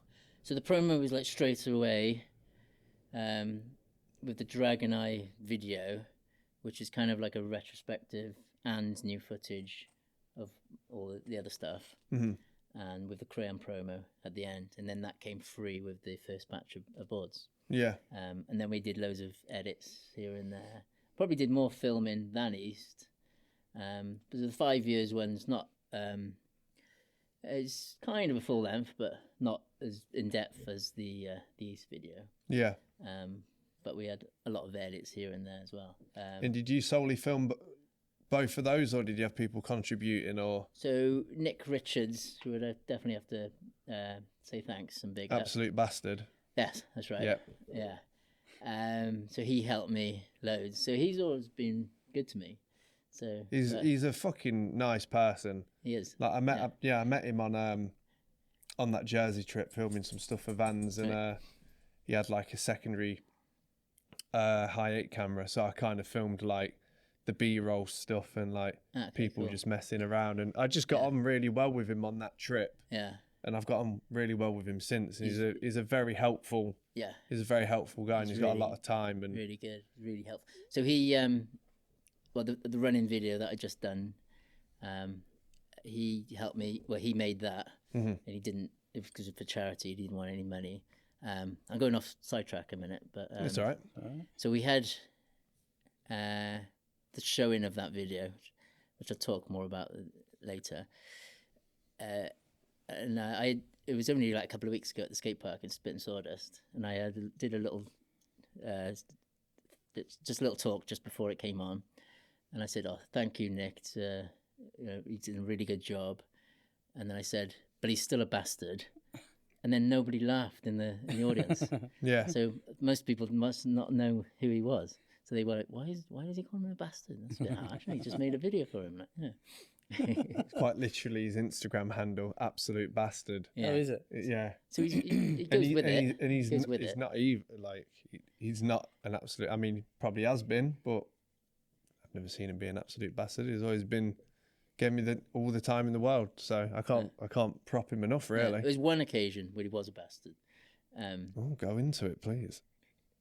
99% of the other time he's been really good, but it's just one time with me anyway. I just got Howie. He was a puppy, and he's just got a new dog. So we met up for a dog was walk. right here getting unlimited fuss and attention. Yeah. So we met up. We both had new dogs. We met up in this park. It was like torrential rain.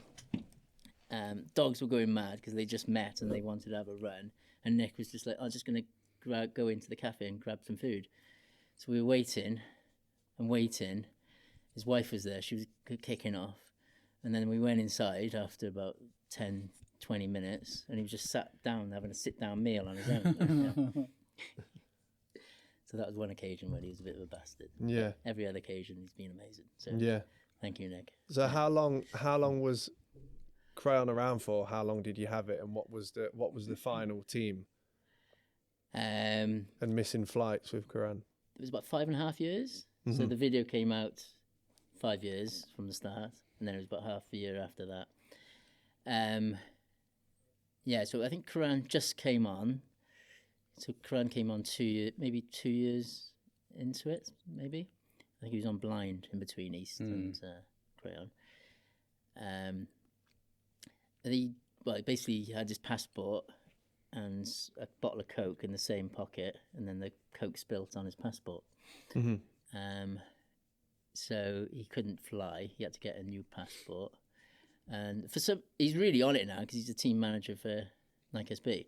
But then he had the skating, but he still wasn't really on it. So he was probably the best skater. So I wanted to make sure that he was on. So I probably, in hindsight, I should have just left him to it, but I didn't. I was trying to sort it out with him, and we were just going to get a next flight maybe the next day or so. But then the flights just skyrocketed, and I just couldn't afford it. Yeah. So me and Korahn just missed out on the trip. Yeah. Yeah. And then...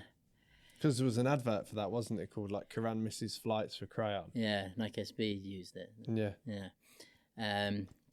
But then that trip that I didn't even go on, we slept, instead of going on the trip, me and Korahn just slept at the services. And then later I realised I slept at the services for too long, so I had like a £90 fine. Fucking hell. And had a speeding fine going to the airport in the beginning on 2 letters that I opened at the same time. And then a trip that I didn't even go on. Yeah, good trip overall then. Oh dear. Yeah, best trip I've never been on. So what was when Crayon came to an end, why did it come to an end? Was it just managing it and the money from it? And Yeah, so I guess it was a couple of years where it was doing all right. I think it just wasn't doing quite as well. I think it was still sort of ticking over, but I mean, even in that 2 years, it didn't really make good money, but it was just doing okay-ish. Yeah. And I think maybe my head wasn't quite in it as much as it was, maybe. And something like that, you've got to really, because it's a labour of love. You got to commit to it, You've got to fully commit to it, and accept that the payback from it in regards to money and continuing to fund it's marginally thin. Yeah. If there is any. Yeah. Yeah. So I was getting into this point. I was getting into a bit of debt, and then the only thing that I could sort of see happening was more debt. Yeah. I was kind of thinking of taking it from Wales and just doing it small again and just keeping it tight. Small runs, yeah. But then I just decided when I stopped doing it Wales, I decided to stop doing it completely.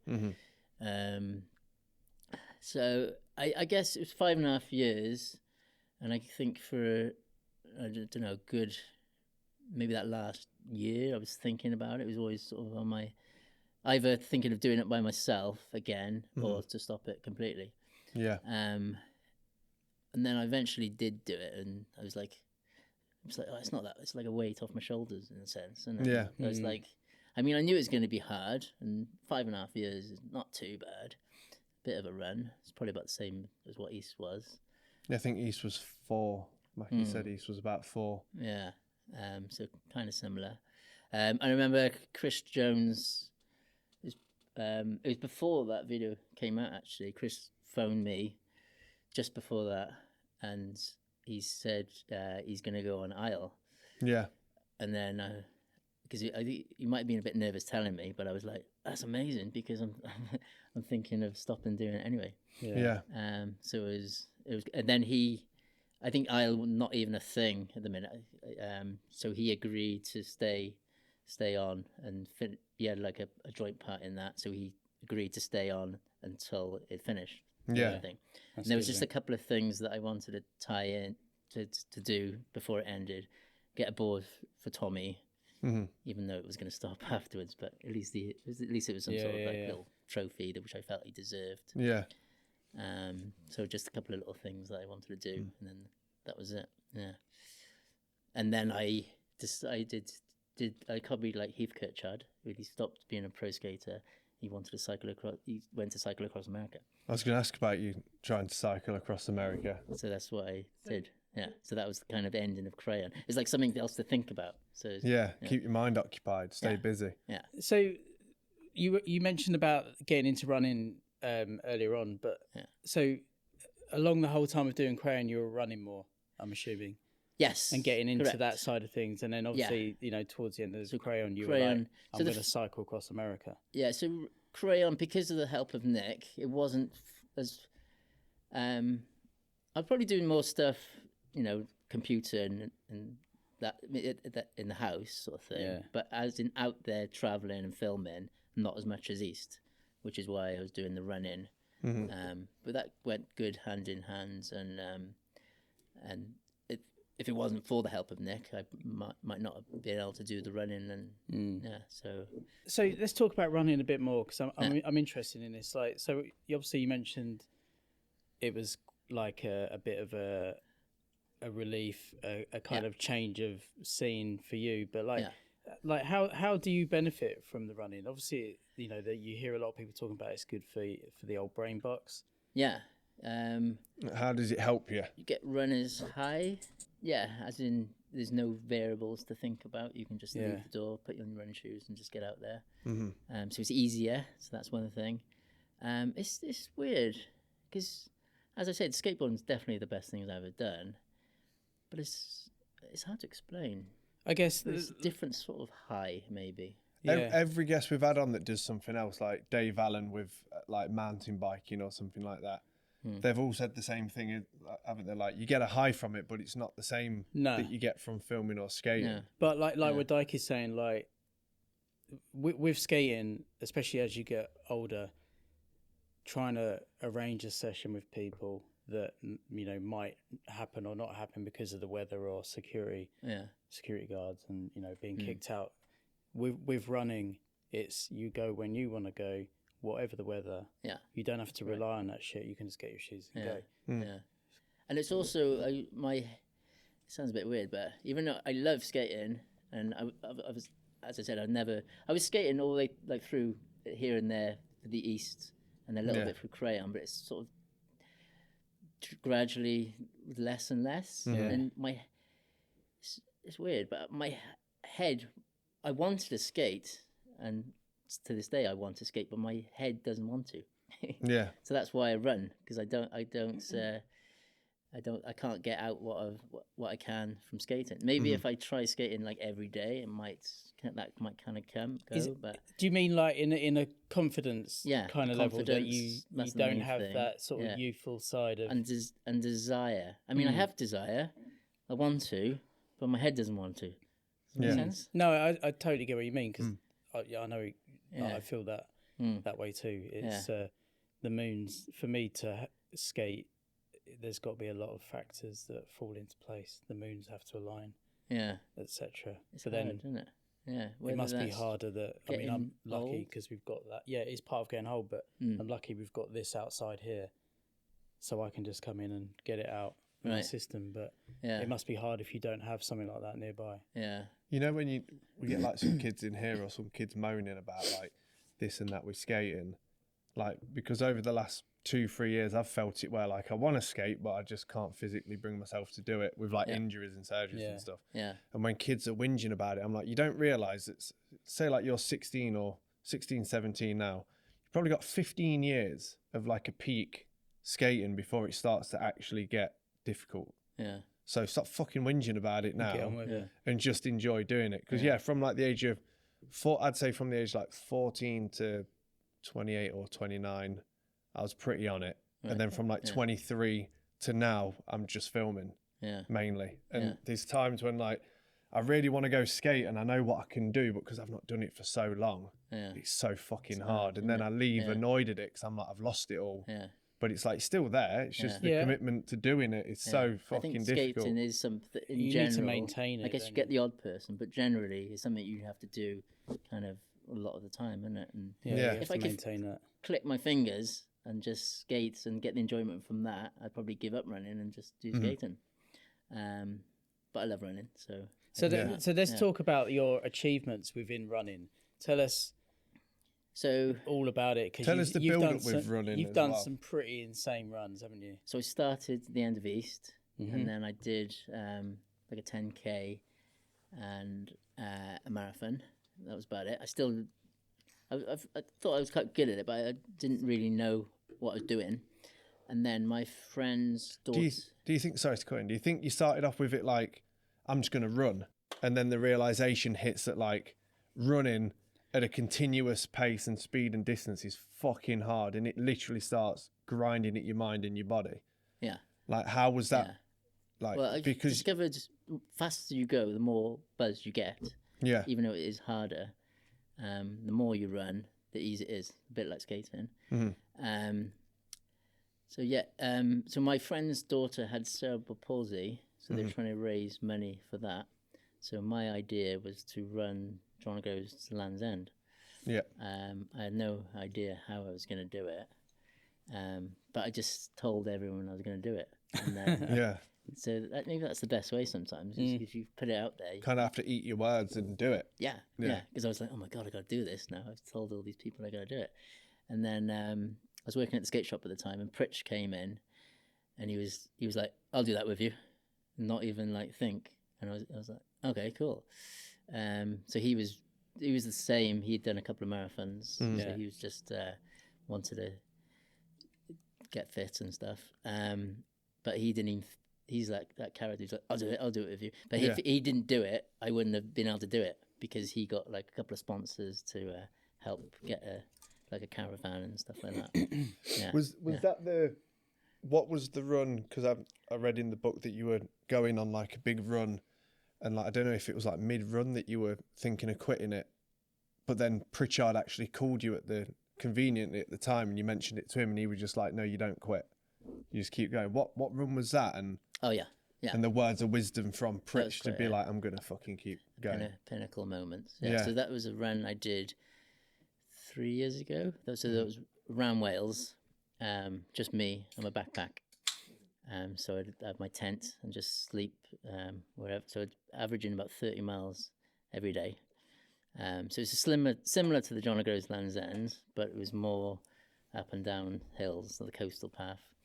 And then, but I wasn't injured. I was about a third way in, and I just forgotten why I wanted to do this. And I just thought, I was running, I just stopped, and I thought, I'm done. So you got a lot of time to think as you're as you're running. Yeah, which is normally, that's a good thing, because you think when you're running, it's all positive thoughts. That's one good thing about running. So when I was doing Crayon, I would have ideas about Crayon when I was doing the running. Yeah. But this moment wasn't like that, and I just pretty much called it. Like right there and then, you were like, "Yeah, nah, I'm done. I'm not doing this." I'd raised a lot of money for charity, so there was stuff that it would have been better if I did have an injury.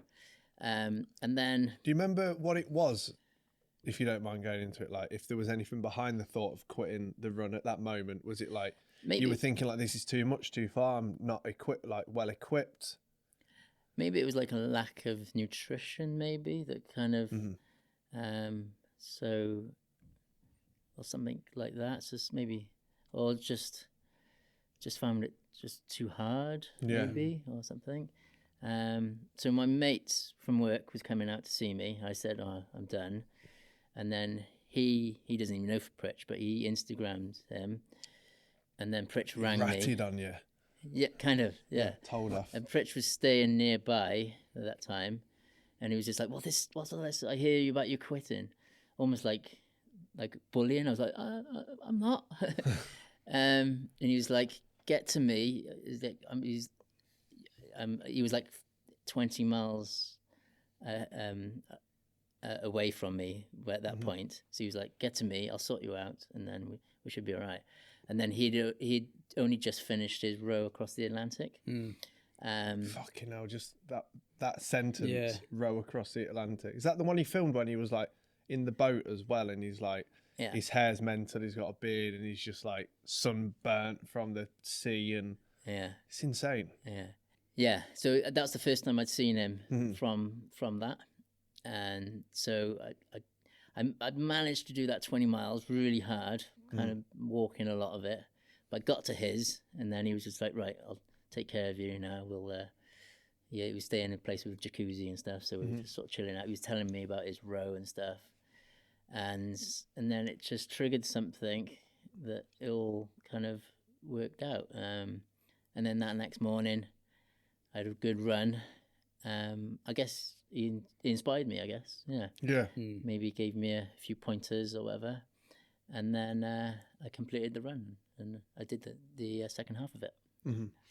So always a big inspiration to me, skating and non-skating. Big up Pritchard. One of the things that I oddly really appreciated in the book was when you broke down every bit of weight that you carry in the backpack, because I think I don't run anywhere. Like, I'll bike every now and then. But when you think of like, when I hear someone go, oh, I'm running here to here, all you imagine is your person. That's all you are. So the fact you broke it down, almost like a cooking manual of like ingredients that you need. So I tried the same run about 4 years before. And failed. But you learn from your mistakes. What were your mistakes on the first time that I think you failed? Bag was too heavy, right, for one. And then I didn't really get injured, but my shins just sort of gave way, sort of thing. So maybe it was just too much weight from the backpack and then giving grief on my shins, so I couldn't run anymore. I thought about walking the rest, but I decided to call it. So I just learned from mistakes and become like a gram nerd. So it's crazy what makes a difference. You got like a fork that's like 20 grams. You get another fork that's like 17. And if you do that with everything in your bag, if it sounds stupid with just that fork, but if you do that for everything, you could take away 2 kilograms or something. So I was carrying 8 kilos, and that's with water here, which is 2 kilos, tent, sleeping bag, mattress, bits of clothes, and like 3 days of food as well. So I learned from mistakes and then got it. And are you on it now where if you do a run and it's going to take 3-4 days, you know exactly what you're going to eat each day to give you the power to get through? So if you're like, one day's 30 miles, I need to eat this. Second day's 50 miles, so I'm going to have to eat this. Have you got it like down to a T now? I am, but I haven't done anything like that since. Yeah. Because So after meeting Pritch, it was all success. I completed it. I did it, everything. Definitely got easier for that point. But then I got back from the run. The next day, I felt like I could run again.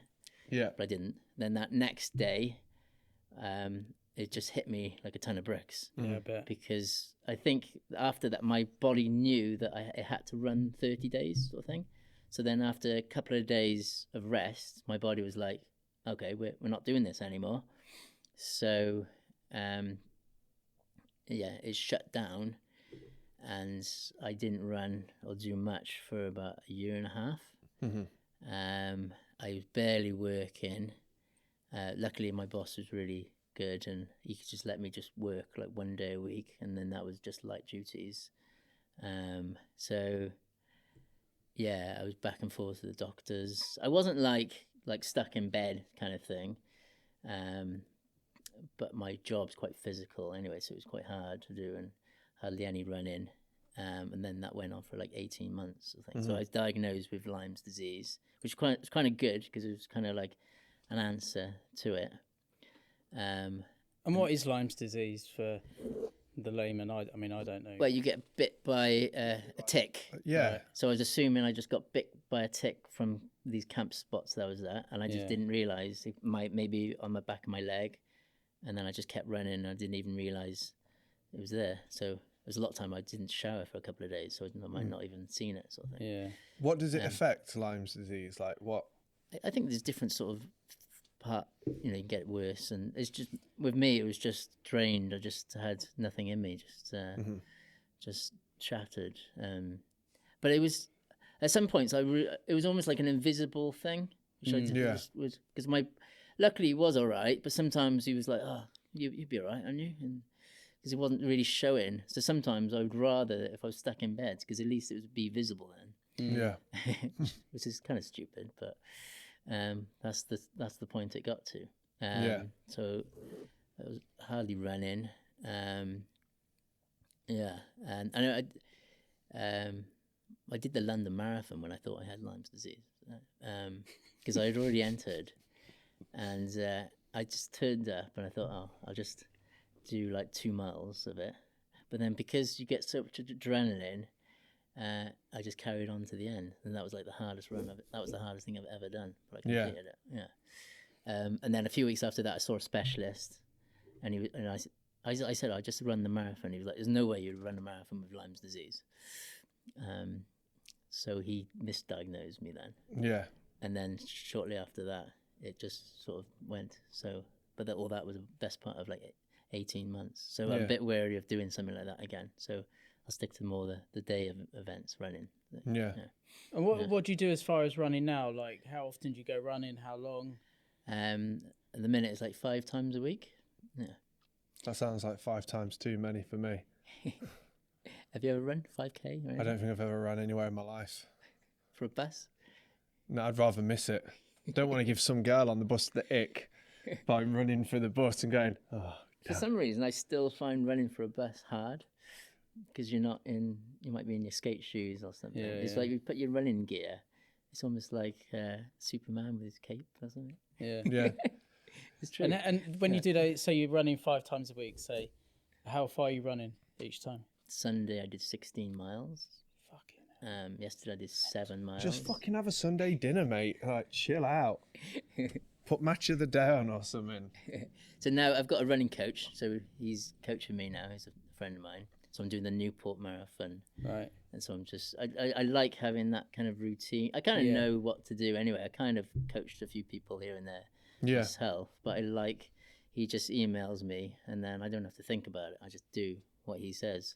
Yeah, and then works. It works. Works out. And he definitely knows better than me. So he's a proper coach. So it works. What would you say to somebody who is thinking a similar kind of thing, what we're saying about you get to a point in skating where you maybe need to do something else? How would you encourage someone who's got no experience or like knowledge of running? How would you get into it? What's the easiest? Park run is a good thing. Yeah. What if you hate people?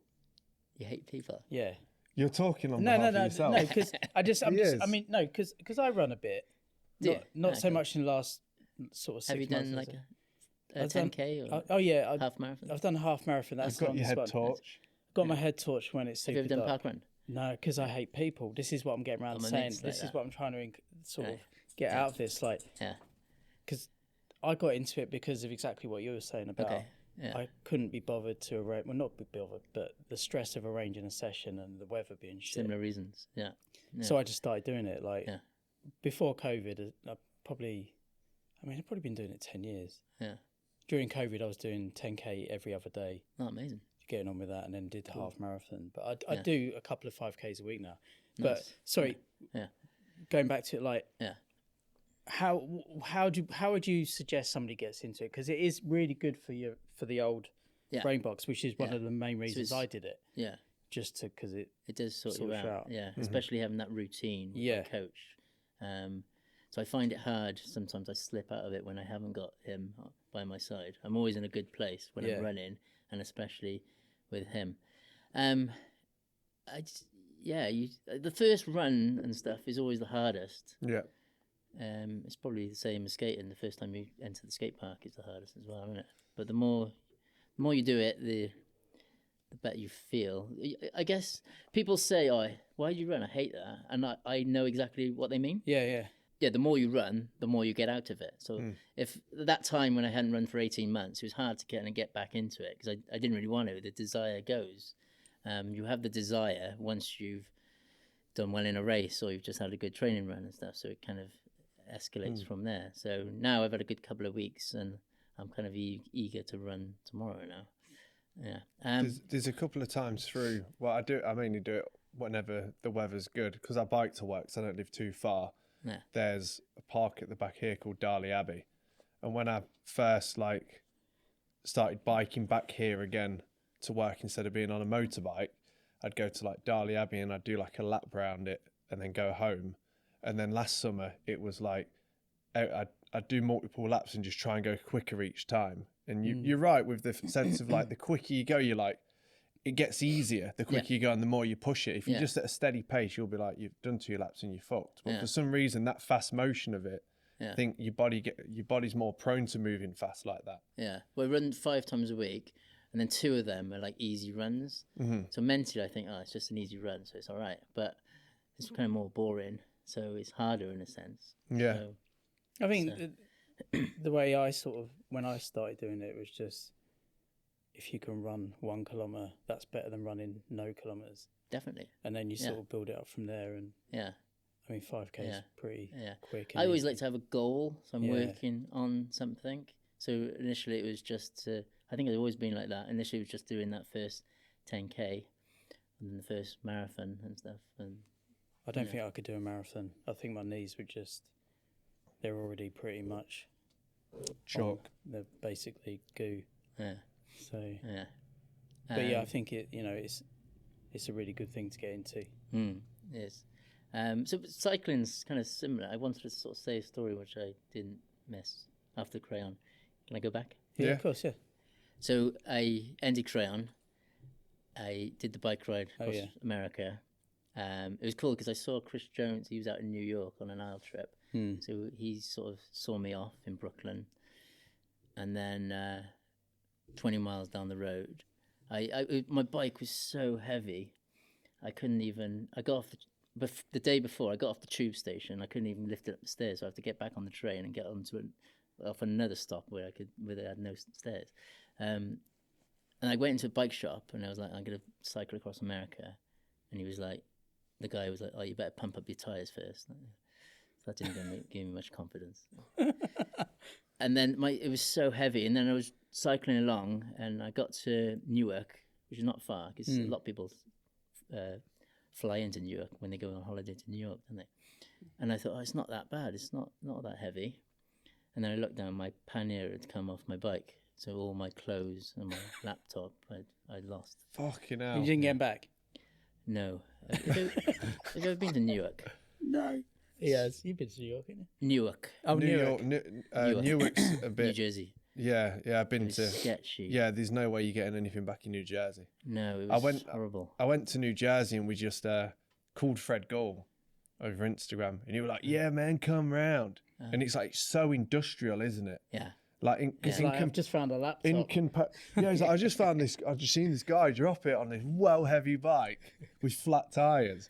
But it's like, yeah, going from New York to Newark and New Jersey, the contrast between the two, it's like New Jersey's it's forgotten about. It's what it feels like. It's like very industrial, like metal. Yeah. You know what I mean? Like everything scary. there's like industrial metal. I went steel. back to find it, and I got so scared that I didn't even care about it. I just wanted to get the hell out of there. Yeah.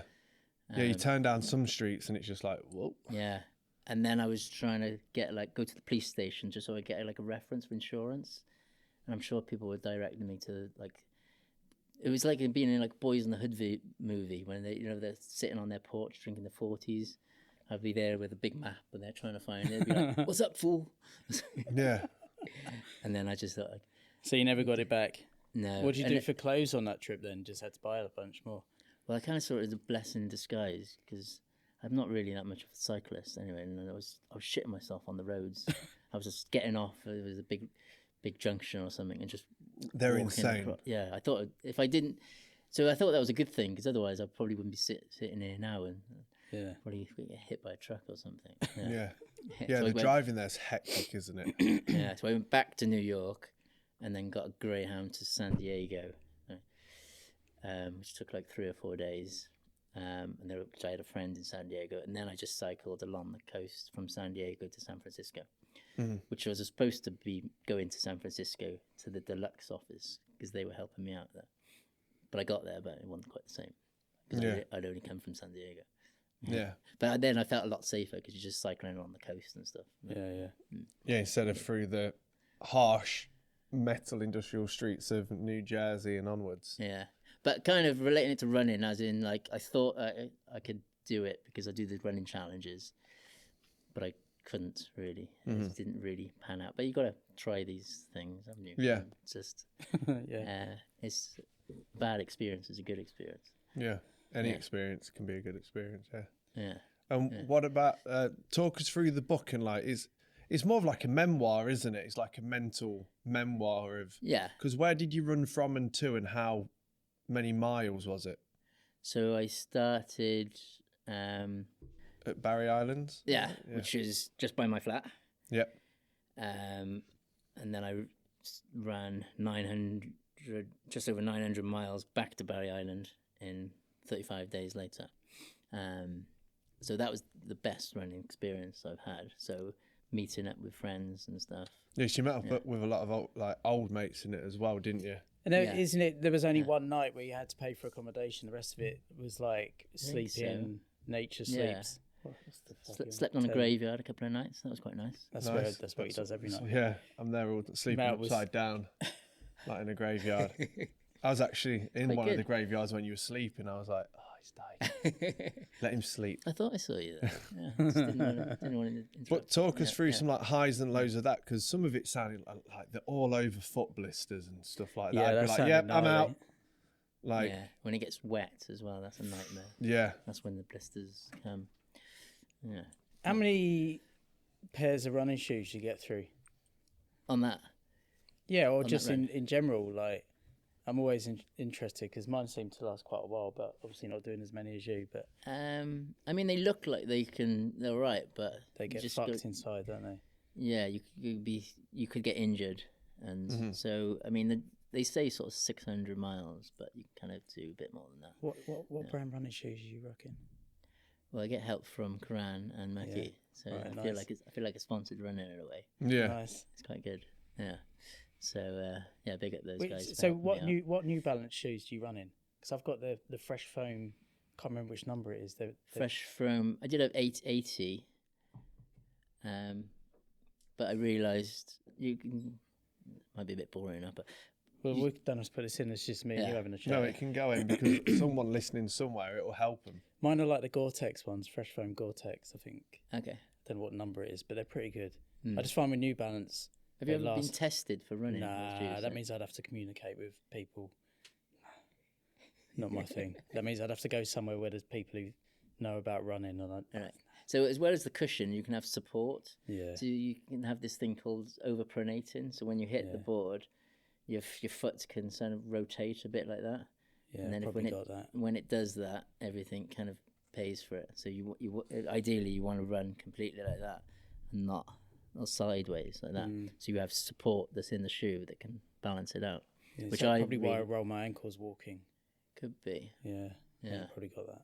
Anyway, sorry. What were we talking about? I was asking about the highs and the lows of it and what got you through it, and because surely every day running that far is like a mental, not only a physical but a mental battle as well. There must be thoughts when you're running, then an hour later you're like, why am I doing it? Then an hour later you're like, this is why I'm doing it. Well, seeing my beautiful country, Wales, that was one that was amazing, and the people that I'd see on the way. So, friends, old friends, people I just sort of bump into. I think like running, I think I'm definitely getting better because of running, but I sometimes find it hard with confidence and stuff. But if you're running, I find it easier to communicate with people because I'm doing something like that. So I get talking to strangers, which I probably wouldn't normally do, but if I'm doing something like that, and then because you're talking to strangers, you get something out of that. So I think one of the key things, sometimes I find it hard with social situations, but for mental side, being social is one of the best things for your head. So that's kind of what got me through it, really. Just to see the people and the places. Yeah. And being more knowledgeable and learning from my mistakes from the last time.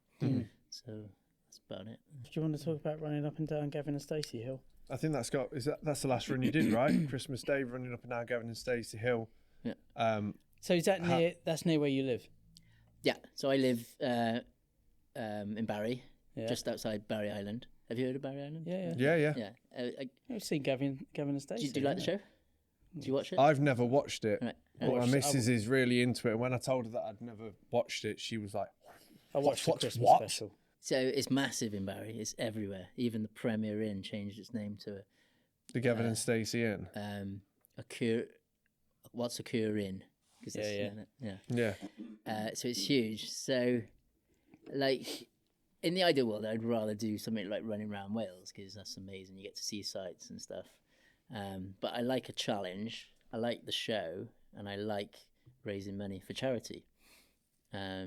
So I put all those things together, and I don't really enjoy running up and down a hill.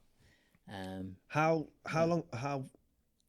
many miles was it overall, and how long did it take? So I wanted to do a marathon distance. What's a marathon distance? 26.2 miles. Well, I don't know what a marathon or a half marathon or anything. Yeah. This is why it's good giving the numbers for someone listening to it that doesn't know, and they're like, oh. And then if you say a marathon, I mean, I don't really like attention, but I like raising money for charity. Yeah. But to raise a lot of money for charity, you've got to kind of like market it. Of course. And I knew, because it's so big in Barry and the whole of UK, I guess, it was kind of like a marketed thing of doing it on Christmas Day, so that would kind of highlight it more.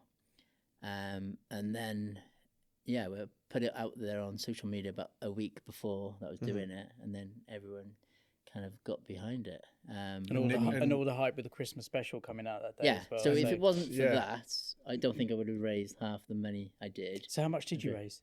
Well, it's still going on. It's like 7,300. Nice. Well done. So that's really good. For what charity? Shelter Cymru.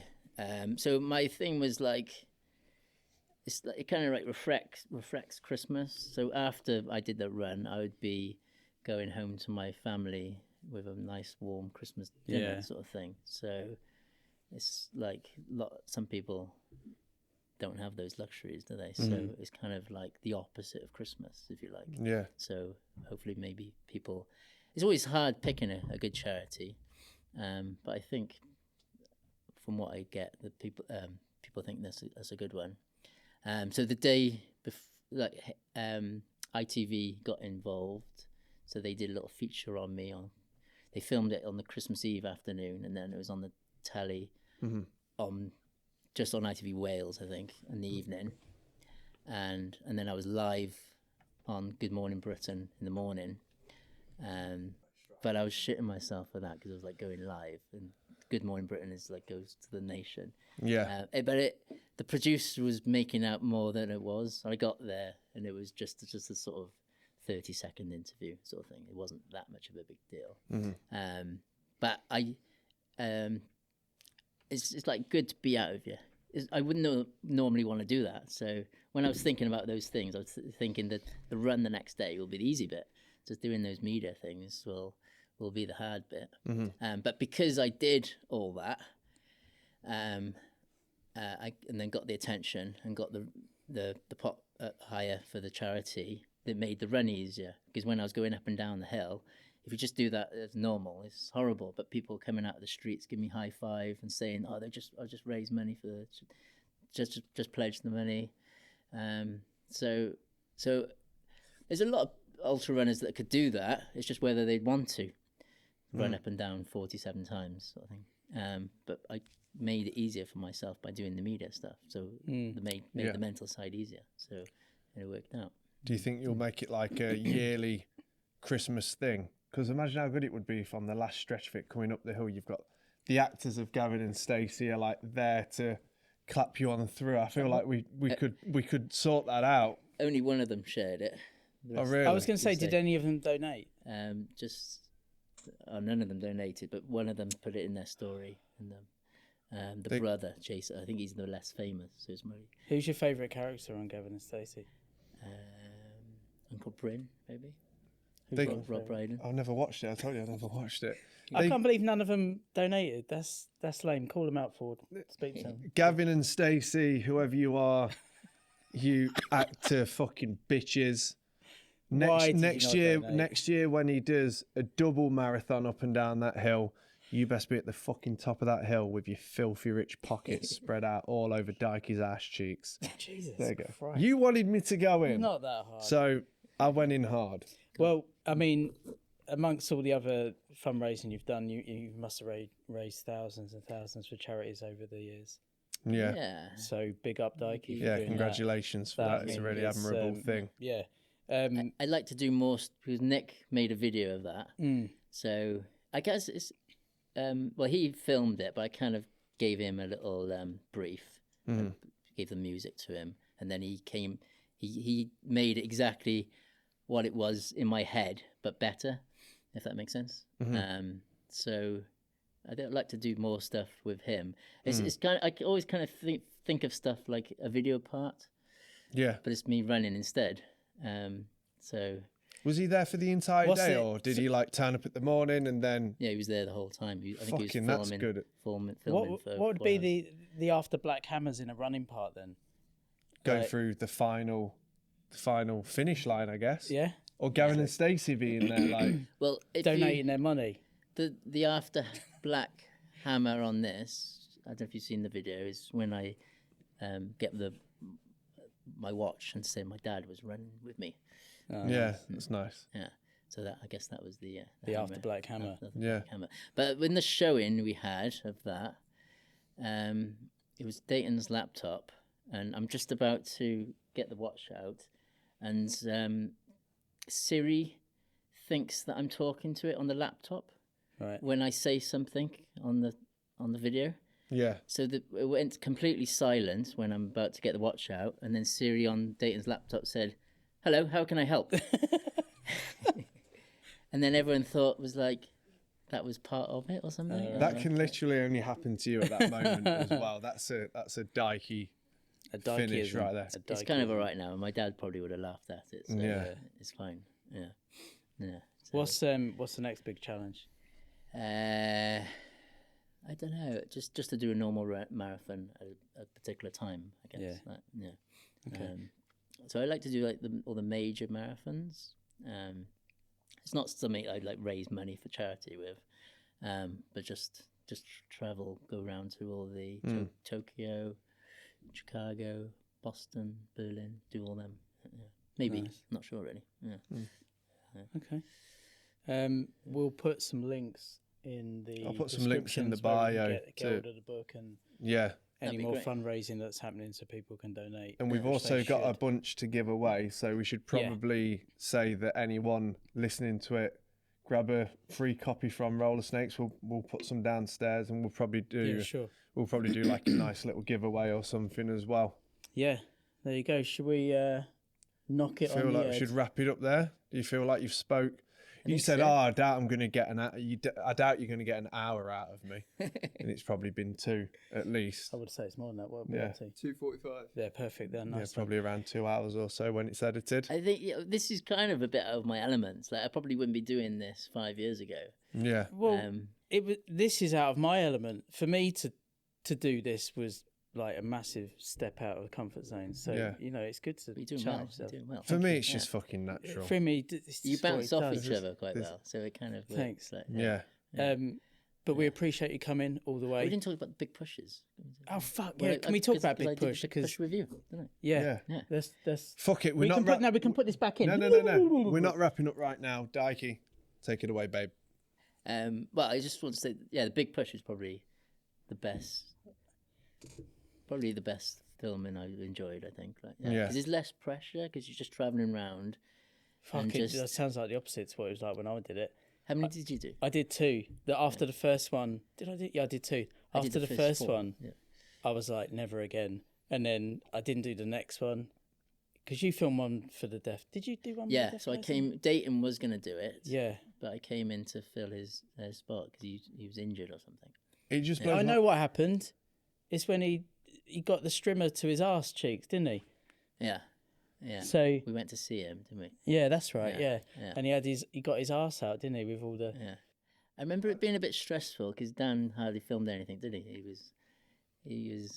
It was it's such a long time ago now. Like the first one was, the edit was. I mean, they're all sick, but that edit came across really good. I just find it mind blowing that was it on 2 or 3 that Ricky Oyola was the guest. That wasn't the one. The guest skater for Deaf. That was the year before. Year before. Fucking insane. So it was the first and the last one I did, I think, and then you were on that one with us. With just the board companies, because there's shoes from the 4th year, I think, if I remember right. Yeah, maybe. Yeah. So I was on the DC that. Yeah. So for anyone of a younger audience that might be listening, I think we kind of know our demographic, but there's still some youngers in there. Explain what the big push is and was, and how many days it was, and what you had to do. It was like, sorry, Dyke, you go ahead. It's your episode. Fucking hell, I need to shut up. Was it like 5 skaters? Was it a certain amount of skaters? I think, and 1 guest skater. Yeah. Yeah, I think that's right. I think the first one was just, it was King of the Road, but in the UK. Well, it was through Document. It was through Document. One, it was a cover mounted DVD. Yeah. 4 teams, make an edit, and then people vote for it. Def created these challenges yourself, I think, didn't you? Zorlak came up with all the challenges. Yeah.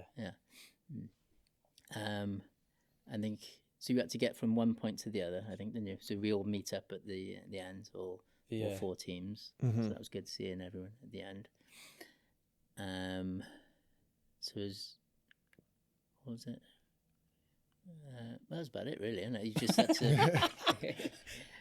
Maybe you elaborate. Okay. It was kind of an intense week. I mean, I remember on the first one, we started at St Albans and we drove to MK. We drove to Milton Keynes straight from there, and we didn't get to the hotel till 7 a.m. or something the next day, and then it just repeated that.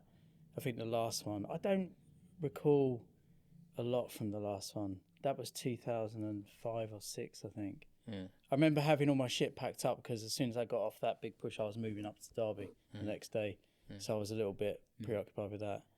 So Ben was on our one. Ben was on our one. Lovely Ben. That was amazing. Having him in the car. Do you remember the walkie-talkies? Trying to get Ben to talk shit on people in the other car through the walkie-talkies. Yeah. He just wouldn't. He was too polite. And he was just like, no, I'm not saying that. And God bless him. Hurling abuse at each other down these walkie-talkies. But yeah, I drove my car, so it was Percy was on it, wasn't he? Percy was our photographer. Did you come in my car with that? Because my car was known as the quiet car. It quickly became the quiet, chill car. And I just drove, and then the Zorlak's van was being. I think I was in the van. Then. Potter drove the van a lot. Yeah, that's right. Yeah, and he was stressing Dan out a little bit. Yeah. But it was. Yeah, it was quite nice chill time in my car. Mm. But yeah, it was good. I mean, looking back on those, the big push, it was a really good thing for the scene. Yeah, I just thought it was less pressure because it was just go to a spot and just skate it. It wasn't really about trying to get like a hammer, so it was just skating. Yeah, you just got clips. Yeah, so I thought, and then because of that, then you'd get the hammers at the end because you'd filmed the clips that you wouldn't normally film for a video. So it was more natural, really. It was just filming, traveling around, and then you get good stuff because seemed easy. Yeah. They were really watchable edits from all the teams. They were always really good. Mm-hmm. Yeah, it was a good thing, you know. I do like revisiting them every couple of years and. Yeah, it's good. I mean, them. I don't think we'll ever get to that. Maybe one day we'll get to the point where that will happen again. In some respect, but I don't know. I just really enjoyed hanging out and filming Ben. And, he was only like 17 then when he was just a kid, but I got on really well with him. Yeah, same. And I remember, sometimes you go on these trips with people, you're kind of on like best mates, and then you see them at a comp or something the year after. You're like, all right? They're like, all right. And it's just like, but it was like the opposite with Ben. I probably wouldn't see him for a couple of years after that, and he'd be like, Dykie, how's it going? And yeah. So he was like, that's what Ben was like, though, wasn't it? It was amazing. Dude, yeah. Yeah, big up Ben Ramers. Yeah. Before we sign off, who was it on a day in the city that dressed up as a goth and skated to Gorgroth, and they're skating South Bank and they're doing kick flips with their feet in opposite angles? Who was it? Blind Ollie Soft Rock? It's in that, isn't it? Maybe, yeah. I think so. How many of these did you do, Day in the Cities? Just one. I think I did. I did two. I did the. I think that's the one that. Yeah. I did Dylan and Pritch. Yeah. And it was I don't know if it worked out that well, but it's the concept was like he used the Grange Hill music, and Pritch was the teacher and Dylan was the pupil. I just remember that. I just remember that goth one where he's like skating with the Bible, then he's ripping it up and eating it, and he's doing tricks with his feet in like this cross, like an inverted cross to his board, and he's like skating South Bank in all this corpse paint. And I'm sure there was a skateboarder, right, called Blind Ollie Soft Rock. Yeah. I'm sure someone told me it was him, but maybe I'm just tripping. Maybe I'm tripping Pullman balls. Had a good one, Day in the City. I think the first him and one. Foz. Yeah. I think there was a lot of that kind of stuff going on, wasn't there, for a while, like Day in the Cities, and similar to the Big Push and all that kind of thing. Yeah. But I was going to say we don't really have that now, but there's no need for it because it's on the internet every single day. Someone releases something like that. But I do think if there was a magazine or a company that could fund it, that's the teams would come forward. But funding is. But imagine, it's so expensive. Imagine going to like a company and saying, "We got this idea. We're going to film this, and then we'll do a DVD release and bring it out online. Oh, how quick can you do it in a week? Well, no, it's going to take 6 months. Well, what's the point? That's the thing with the social media, is you want it quick. But I mean, it'd be a blessing for something like Big Push or Day in the Cities to come back. It'd be fucking great. I mean, like, I know when we did them, like the hotel, it was 4 to 6 rooms a night, all the fuel, all the food. It's fucking pricey. Thousands and thousands, Like, I think Eastpak backed a lot of the ones we did with Bring Eastpak back to skating, because it sounds like they blew so much money. Yeah. I don't think Mackey had any support when he did the first two, at least. Yeah. He hired a van. I think we just stayed on people's floors and stuff. Yeah, we had hotels when they had the hotels. That's how the deaf guys were rolling them with the Eastpak funding. It was good when I did the DC one. Yeah. So I got paid £500 and then £500 for winning as well. Yeah. Fuck. Nice. I didn't get any of that. Dykie coming through with the big bucks. Cha-ching. Right, let's wrap it up. Right, thank you for coming on. Thanks, dude. And all the work you're doing in charity and all the work you've done in skateboarding as well. Big up. You're a very lovable character. I'm in love with you. Like I said about Mackey, we could just pounce over this table right now just to hug Dykie. And let me know how much you want for that Mackey board as well. How much? And we'll slide it under the table. $2,000? Don't know about that. Thanks, dude. Thank you very much. Thanks so much. Round of applause in the studio audience, please, for Dykie. Make sure you follow Dykie and what he's doing and good things for charity. Right, let's go get running. Oh, now the dog fucking sits down.